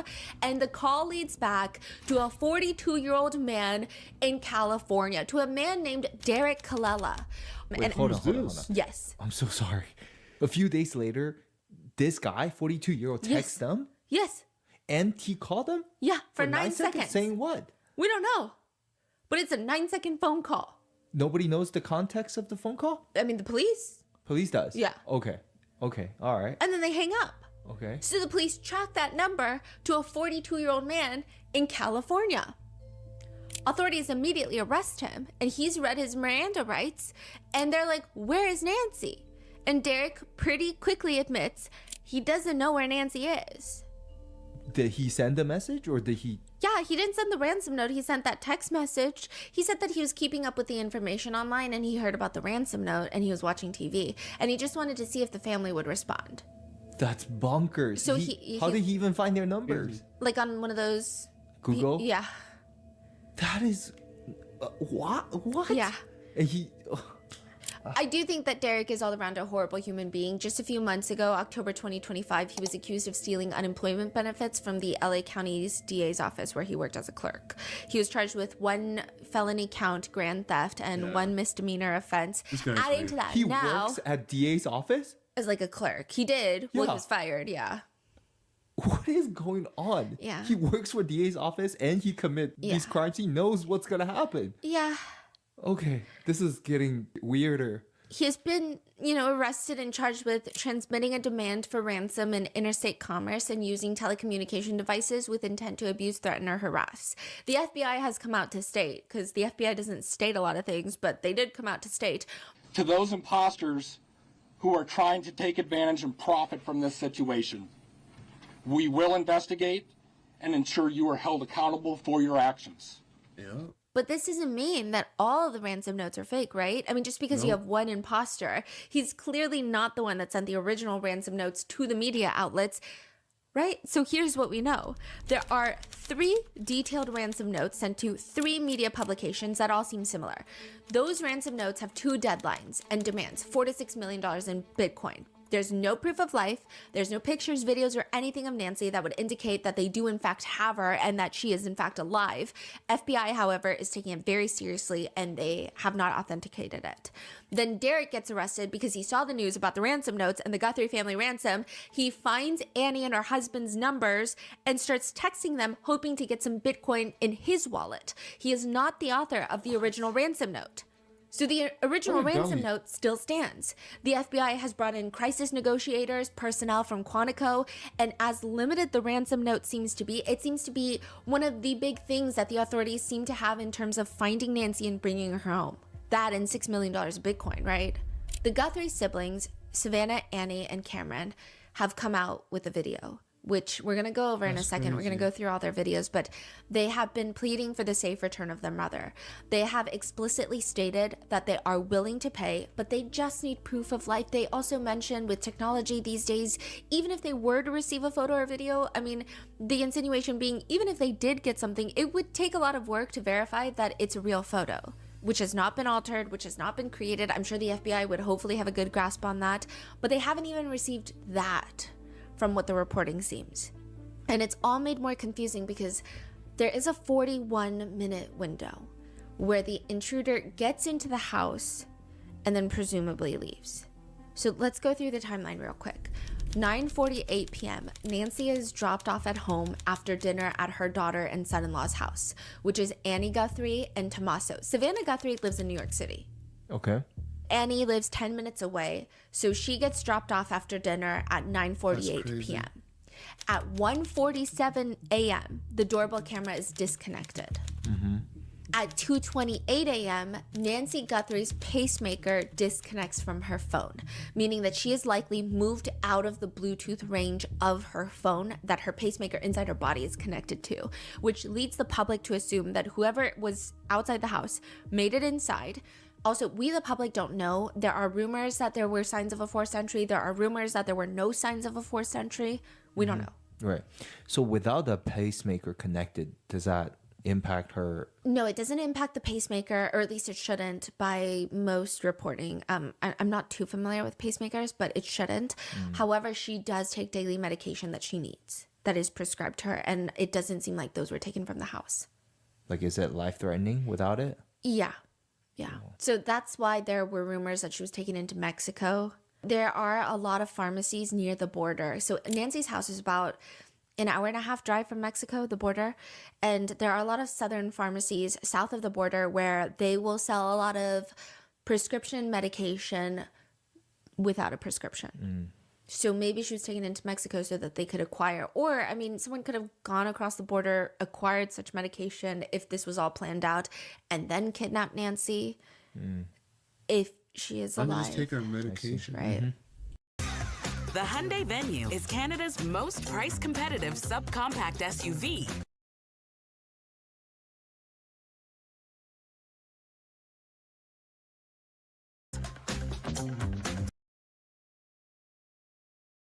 Yep, that's crazy. People can see your brand up close, but we also print signs so that people can see your business here, see it here, and see it here, so you stand out, even when they're way back here. Get 20% off signs and banners at vistaprint.ca. But regardless, the public assumption is that whoever made it into the house stayed for 41 minutes. And there are blood droplets that belong to Nancy outside her front door. That 41 minutes, it makes people wonder, and I mean more so worry, about what the hell could have happened inside that house for 41 minutes. There are videos popping up all over the internet that have very shocking titles. Savannah Guthrie devastated, new shocking revelations about Michael Feldman. Michael Feldman being her husband. Another title from a video is Michael Feldman arrested, Savannah Guthrie left in shock. What Savannah Guthrie discovered about Michael Feldman left her shaken. All the videos coming out are around Nancy's disappearance, and when you click on the video, it's this oddly monotone, deep voice that will narrate you, and it shows you a slideshow of pictures of Savannah and her husband smiling. His name is Michael Feldman, a political strategist, a man who was once at the very center of her world, and now new revelations are surfacing that are putting a very different picture of who he really was, what their relationship truly cost her, and what sources close to Savannah are now saying she is absolutely devastated. This is not a tabloid story. This is not gossip. This is the story of a woman who gave up everything, her truth, her time, her heart, and what happened when the foundation she thought was solid turned out to have cracks. The video goes on and on and on like this for 25 minutes, saying things like, people say Savannah would carry the emotional weight of their entire household on her own. Mornings when she would wake up before dawn to prepare for broadcast, come home to manage the family and still find room to be the supportive partner, the present mother, the steady force in everyone else's storm. What no one was asking out loud was, who was being steady for Savannah? The answer, it turns out, was far more complicated than anyone wanted to admit. So like AI made it? Yeah, AI generated slop. These videos never say anything. They just have a crazy headline that insinuates Savannah's husband, Michael Feldman, is guilty of something and that she has been left devastated. Whoever is mass making and uploading these insensitive AI generated slop during Nancy's disappearance seems to want everyone to believe that Savannah's husband, Michael Feldman, is suspicious. But the internet might be doing something slightly worse. That is not the member in the family that the internet has started to pick apart. Out of all of the Guthries and the extended family members that are public facing, there has been one individual that has been regarded as a person of interest by the internet, not the police, not the authorities, but by people online. And that is Annie Guthrie's husband, Tommaso.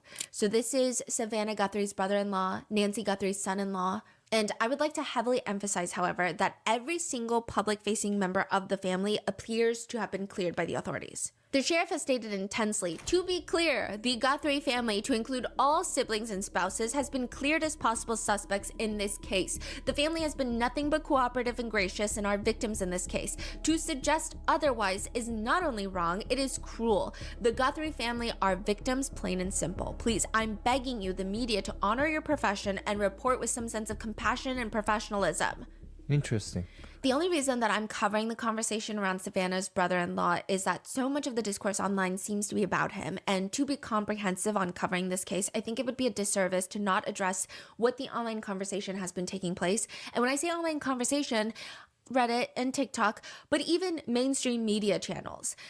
I have a pickle to pick about this. Hello, welcome. Legacy Media has taken to try and rewrite the way all of this is unfolded, which is annoying to say the least. I think there are a lot of independent journalists and even content creators, and I'm not even saying myself, but other people out there that have been trying their best to maintain a level of professionalism while being transparent about their standing on political issues, being more vocal about standing on political and all of these time pertinent issues that are impacting everyone's lives, not only in this country, but countries all around the world, that are doing it in a way that is consumable.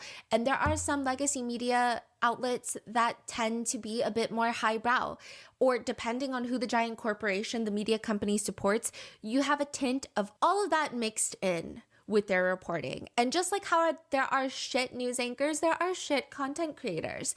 However, Legacy Media has stated that the internet is the one that put a spotlight on Annie's husband, Tommaso, internet sleuths. And I would like to say that is false.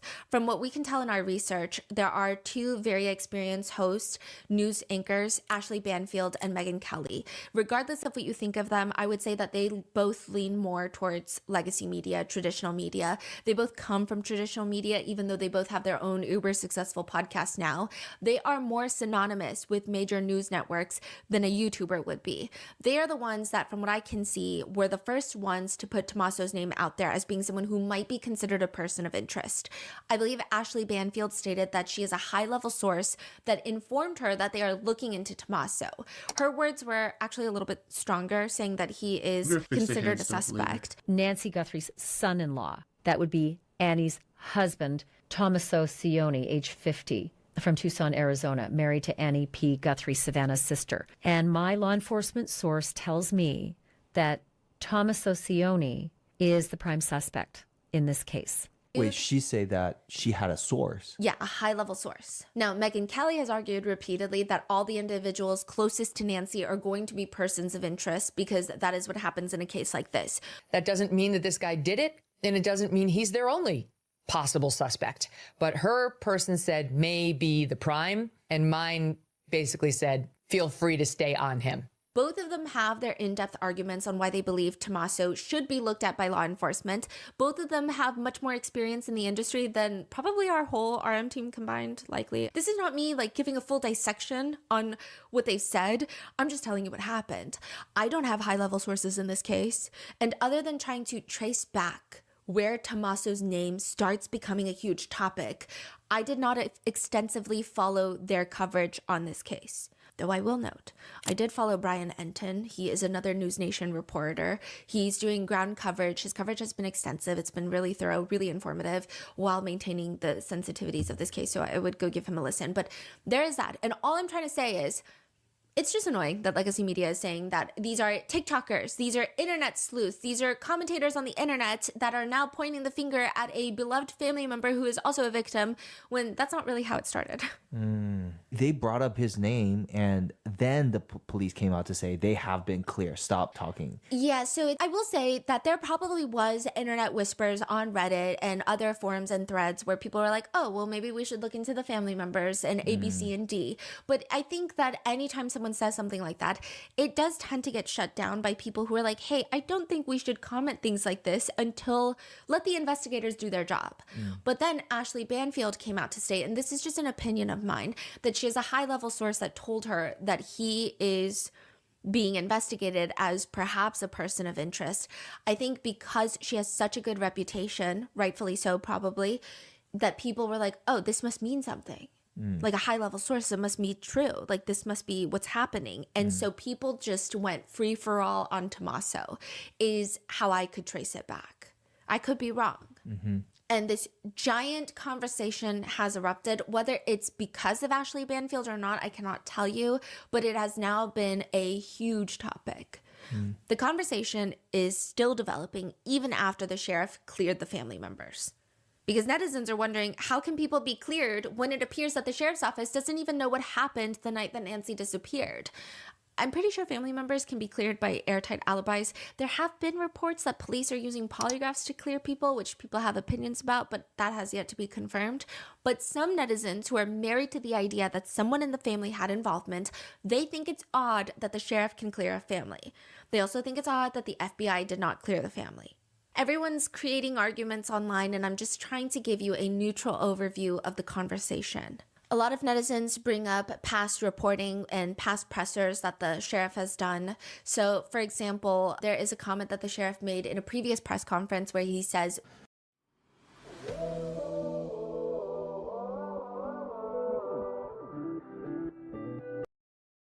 that is crazy. It goes back to what we talked about. Nobody's eliminated, but we just really don't have enough to say, this is our suspect, this is our guy, we know, or our gal. We just don't know that. And it's really kind of reckless to report that someone is a suspect when they could very well be a victim. So a lot of people took that last part of either a suspect is a suspect or they're nobody, but why would a suspect also be a victim? Unless maybe you're a family member. So people have been ripping that apart, but he did plead with the media, quote, I bring to you, to the media, I plead with you to be careful of what it is we put out there, because we don't have anybody here listed as a suspect, and you could actually be doing some damage to the case, but you can do some damage to that individual too. Social media is kind of an ugly world sometimes. One person straight up asks the sheriff during the presser, are you actively investigating the son-in-law in this case? I know there are reports earlier this week and you refuted that, but you said you haven't eliminated everybody. Have you eliminated him, or are you actively looking at him? We're actively looking at everybody we come across in this case. Everybody. We would be irresponsible if we didn't talk to everybody, the Uber driver, the gardener, the pool person, whoever, everybody. Is so cliche, but everybody's still a suspect in our eyes. That's just how we look at things and think as cops. Does that mean we have a prime suspect? No, and the family's been very cooperative. They've done everything we've asked of them, and we want that relationship to continue. And sometimes people can be mean out there, and that can really harm us and harm our efforts. Netizens argue that it's very strange, especially since the sheriff has made weird comments before all of this, such as he's asked, Sheriff, you said that you've identified no suspects. Have you ruled out anyone she was with on Saturday night? So remember, Nancy went to go to her daughter and son-in-law's house for dinner. The sheriff responds, you know, we've talked to so many. I'm sure that my investigators have feelings about this one's clear or this one isn't, but no, I wouldn't say anybody's ruled out yet, because what if I rule you out and then later I learn something else? No. I don't think that these statements should be used to throw guilt upon a family member. I would just say that this sheriff is not the most clean cut with his words. He's not very meticulous in the way that he answers reporters' questions. He does seem kind of all over the place. I see. There was like one day where he did a huge media tour where he was on like 5 different news stations, and he's like saying slightly different things on each one. And it's not like he doesn't know the case. It just seems like he's choosing different words that could be interpreted differently, and it just made everybody more confused. So instead of doing one press conference, he just made it confusing. But with that statement, he could be talking about other people that Nancy was with Saturday that we just don't know about. Nancy's last hours being seen alive. January 31st, Saturday. 5:32 p.m., Nancy gets an Uber to her daughter Annie's house for dinner. She takes an Uber there. She can't drive. And once she gets there, she hangs out, plays games, and hangs out, eats dinner. And then around 9:48 p.m., Tom, Nancy's son-in-law, Tommaso, drops her off at home. And I think she has some sort of smart garage because there's indications that the garage door closes at 9:50 p.m. So I'm sure if there's a log, it's like a smart door. Then 4 hours later, the doorbell disconnects. And then at 2:12, software detects someone on camera. And then 2:28 a.m., her pacemaker disconnects from her phone. So again, 41 minutes. Now, the rest of the night continue. The next morning is Sunday morning. Nancy goes to her friend's house, and I assume that she Ubers there, and they all watch Savannah Guthrie's church in New York City. I guess it's like a mega church. They do live streams. So she watches that live streams with like her buddies. Like you're saying every Sunday? Yes. So she doesn't go to a church physically, but she goes to like her girlfriend's house and they all watch the live stream of a church service. She doesn't show up for that live stream and they start calling Annie because they're like, your mom didn't show up. Where is she? Annie goes to Nancy's house and 7 minutes later they call 911. Annie has been under fire by commentators online because I mean there's like a whole theory about the pacemaker. So the pacemaker, a lot of people in the medical field have come out on Reddit, and I mean, take this with a grain of salt. Again, I don't know anything about pacemakers, but they're saying that when you have an elderly person connected to a pacemaker, the closest living family member also is connected to their pacemaker. So if the pacemaker disconnects or something happens, the closest living relative will get an alert of that. Like, what good would it do if Savannah Guthrie gets an alert of that in New York City? She's going to fly to Arizona. Like, by that point, a lot can happen. So would it not make sense that it would be Annie that gets an alert on her phone? And maybe she didn't see it at 2 a.m, but how come she didn't react before the church lady said something? That's been like social media conversation. We don't even know if Annie is connected to her pacemaker. Like that, she could not be connected to her pacemaker for whatever reason. So it's just like every little thing, because we're going on over a month now. I think people have so little information. This case has been shoved in all the headlines. I guess to most graciously describe it is it's a case that is nonstop on the news for a month. And so people will read the news, get invested, get emotionally invested, and then there's so little information, I think people start just making up their ideas of what happened. So I'm just going to run through all the things that people think are suspicious about Annie and Tommaso. And this is just me being comprehensive about the internet coverage. It is not me saying that I think that they're involved or that they should be looked at as persons of interest. I think the investigators will hopefully know what they're doing better than I am.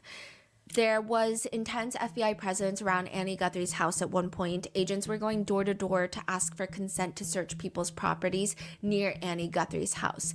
They were allegedly looking in sheds, going under fences. One neighbor reports to the media that they were searching for something that could have been dropped, or at least that's what the FBI agents told her. Could have been dropped? Yeah. So a lot of people are saying, oh, why would they look into Annie Guthrie's house unless there's something weird there?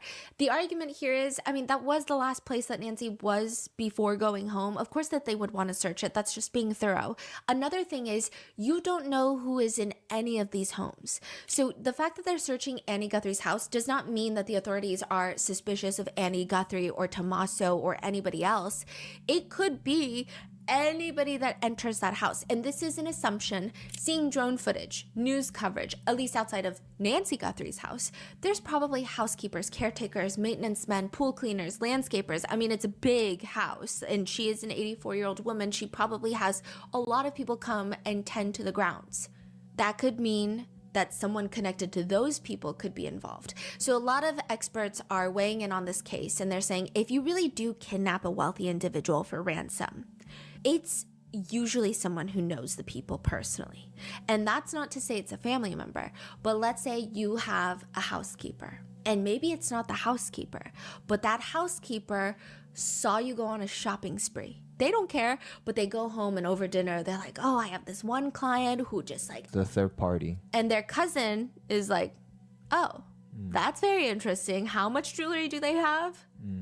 Okay. So they could be searching Annie Guthrie's home not because of Annie Guthrie, but because Annie Guthrie could also have housekeepers who talk, or she could have groundskeepers who talk. And in defense of the family members, there is no warrant to search Annie Guthrie's house. It's been publicly stated that Annie and her husband have consented to a search of their home. The search could be nothing just because, like I said, Nancy was at their house the night before. But one officer who worked in a lot of cases says, when you suspect someone, you never want to do a search with consent. You want a warrant. Because once it goes to trial, they could be like, I never gave you consent. What are you talking about? It's also my understanding that they utilize the consent search in order to go back into that property, and I find that rather unusual too, because if they did in fact locate anything that might be incriminating, it causes legal issues down the road.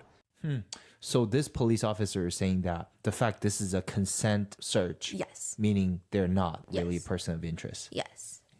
But, you know, there are other officers who are fighting back saying, well, sometimes not really. And then you have other people saying it could also be a sealed warrant. And they did consent. You know, like, we don't really have proof that there's no warrant. But I do think it's interesting. And I would imagine that they did consent to the search. So, but that is, okay, going back to what this officer said, if it's a consent search, what happens with the evidence? You can deny? I mean, it's... most likely it's still going to be admissible, but he's just saying it's a headache. Because then you have lawyers being like, oh, my client never consented to a search. And then you're like, okay, now it's like a headache. Now you got to bring in more officers to testify. It's like, it becomes a thing. So it seems like some practice that they do where they're like, let's avoid the headache, get a warrant. Thanks for the likes. You know? Okay.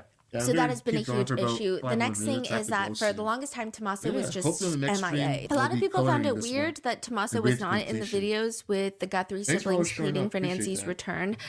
I don't think that that's weird. I would imagine Annie and Tommaso do have a child together. Perhaps while Annie is dealing with this, he could be with their child. I mean, that would make the most sense in my mind. But a lot of people took his absence away from the public eye or being vocal about this case as him being guilty.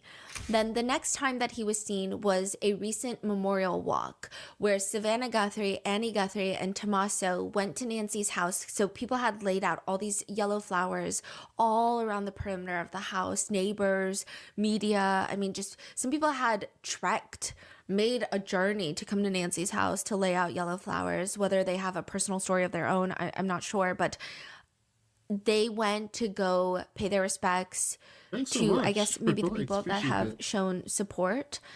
And people have been overanalyzing Tommaso's walk, his gait. So the Ring doorbell footage, the Google Nest footage, there's a part where the person leans down to pick up the foliage to try and cover the doorbell. People are like, look at Tommaso when he leans down to like put the flowers down. There's like so much that is going on. And people are using this, they're like taking screenshots, comparing the screenshots. And when you do things like this, it feels like it has evidentiary value, but it probably doesn't. I mean, I think at any point you could probably screenshot my walk into looking like something else. It just, it's a lot that's happening. And I'm not saying I know Tommaso and that he's for sure innocent. I'm just saying it's a little dangerous to do that with someone who is a relative of the family member with as little information that we have. I think when people do this stuff online, where they look at someone because they want someone to be guilty, I think a lot of them doing it. Second, there is another thing that has been overanalyzed is the fact that the sheriff originally came out to say, okay, so after going to dinner, you have to be careful about that. There's some people could be totally innocent because we all know the stereotype. When someone goes missing, especially like a wife or a mother-in-law or something, blame the son or the husband or the guy. We all know that. It is what it is. But the thing about it is now online is when people are saying things with such, what's the word I'm looking for?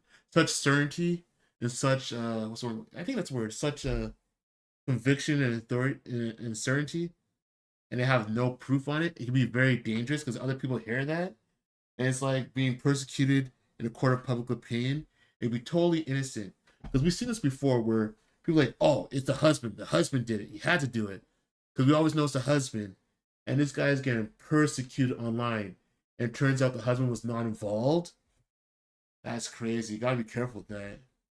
But, you know, ooh, 1K likes. Thank you so much. Appreciate that.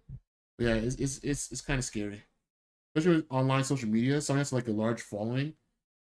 They can say pretty much anything, and the thing is, there's no real repercussion for that. You can say whatever you want, kind of, about these cases, and say it's court of public opinion.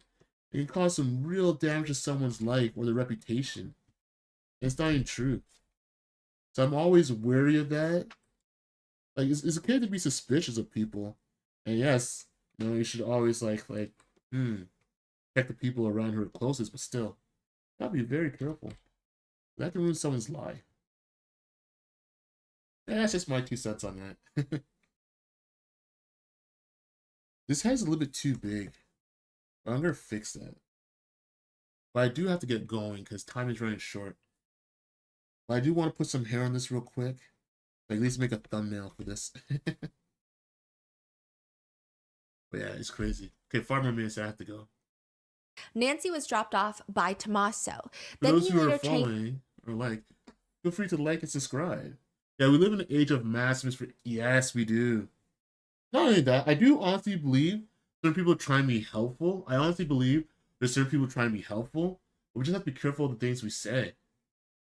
It's going to be very detrimental to someone's life and their lives. It's like guilty in a court, guilty in the public court, you know? So, oh man. It's crazy though, but I don't know, it's a two-edged sword. And sometimes, wait a second, why are we looking at this person? It turns out it is them, but you can't say things with such conviction where it can cause serious harm to someone's life.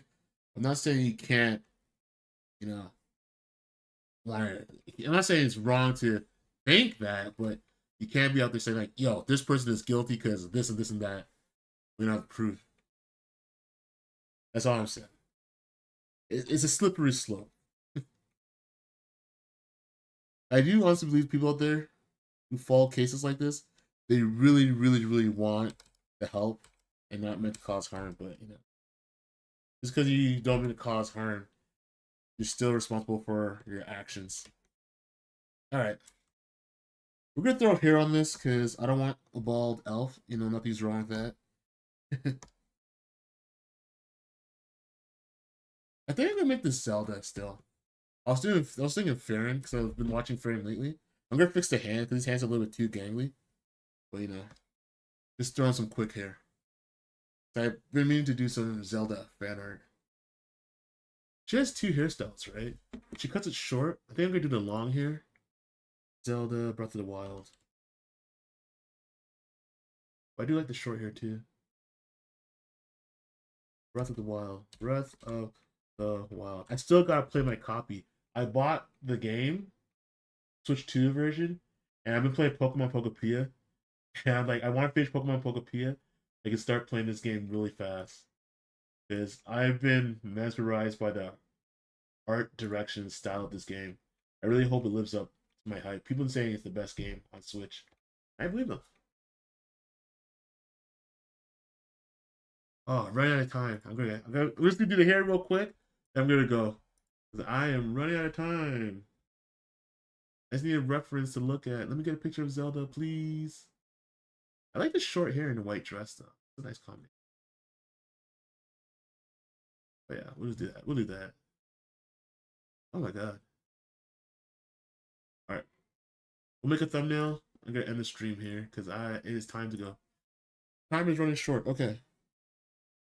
So she has a part here.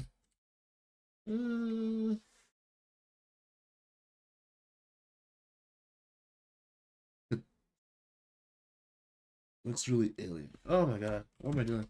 Alright. Hair. Okay. I just hate I hate stopping once I start getting the flow of drawing. Then I have to stop because I have to do other things. Such a buzzkill. That's life. I just wish that I didn't have to stop when I'm in the middle of something. Especially when I'm in my flow. Especially when I'm in the zone. We're gonna fix the proportion of that head. I still feel like that head's a little too big. But that's okay. 99. Yes. And my scratch disc, I don't know why it's so full. Not gonna let me do that? I have to remove some files off my computer. Okay. Alright. I guess that's all I'm gonna be able to do for today. We'll delete that, delete. And I'll get going because it's time to go. Alright.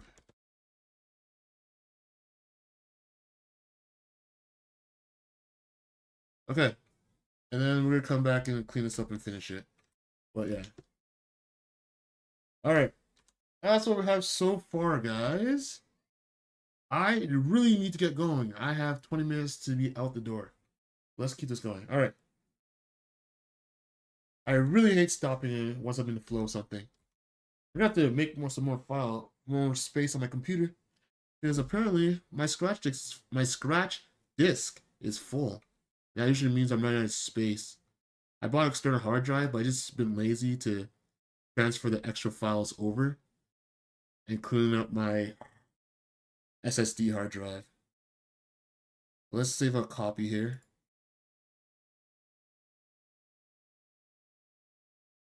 Five more minutes. And I gotta go. Okay, Google, set timer for 5 minutes. I gotta run out the door. All right. Changes it to say by a family member.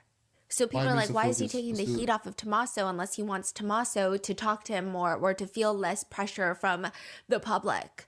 And I just think maybe he's just saying that because people have been bullying Tommaso.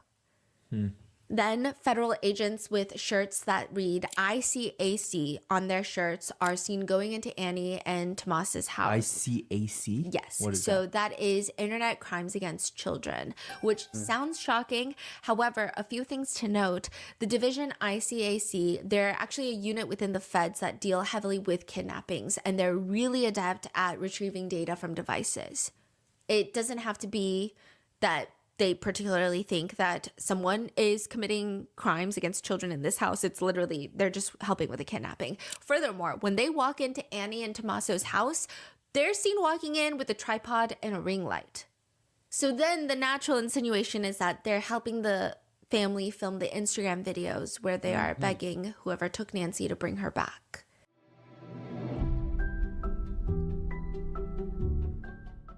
The typical workday is the quintessential 9 to 5, but even if you clock out at those times or the front desk at your current health providers clocks out at those times, your health is not a 9 to 5 thing. It's not on a 9 to 5 schedule. That thing on your arm that you spot only after a long day, the cough that you've been ignoring for weeks that is suddenly keeping you up all night long, that is not a 9 to 5 thing. Go to ZocDoc anytime and find a doctor that you love, even if it's way after hours.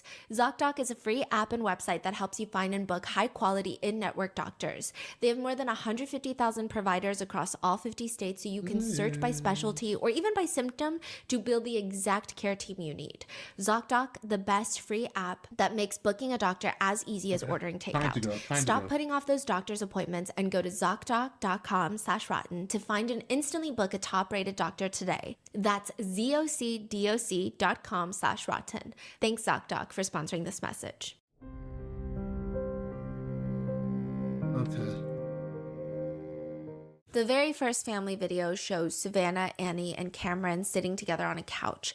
Savannah and Annie start speaking. They have papers in front of them. Savannah Guthrie is in the middle, and she starts. And I'm going to insert this for the video watchers. On behalf of our family. All right. We want to thank all of you for the prayers for our beloved mom, Nancy. We feel them, and we continue to believe that she feels them too. Our mom is a kind, faithful, loyal, fiercely loving woman of goodness and light. She's funny and spunky and clever. She has grandchildren that adore her and crowd around her and cover her with kisses. All right. She loves fun. This is a black and white sketch. And adventure.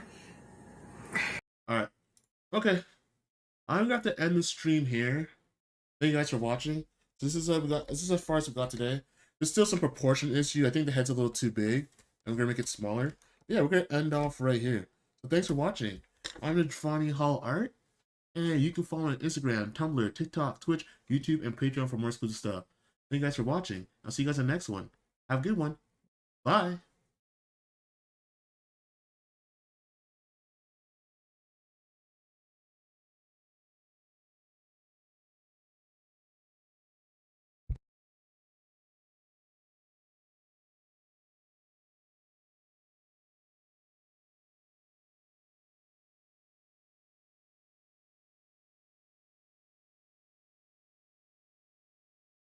Thank you.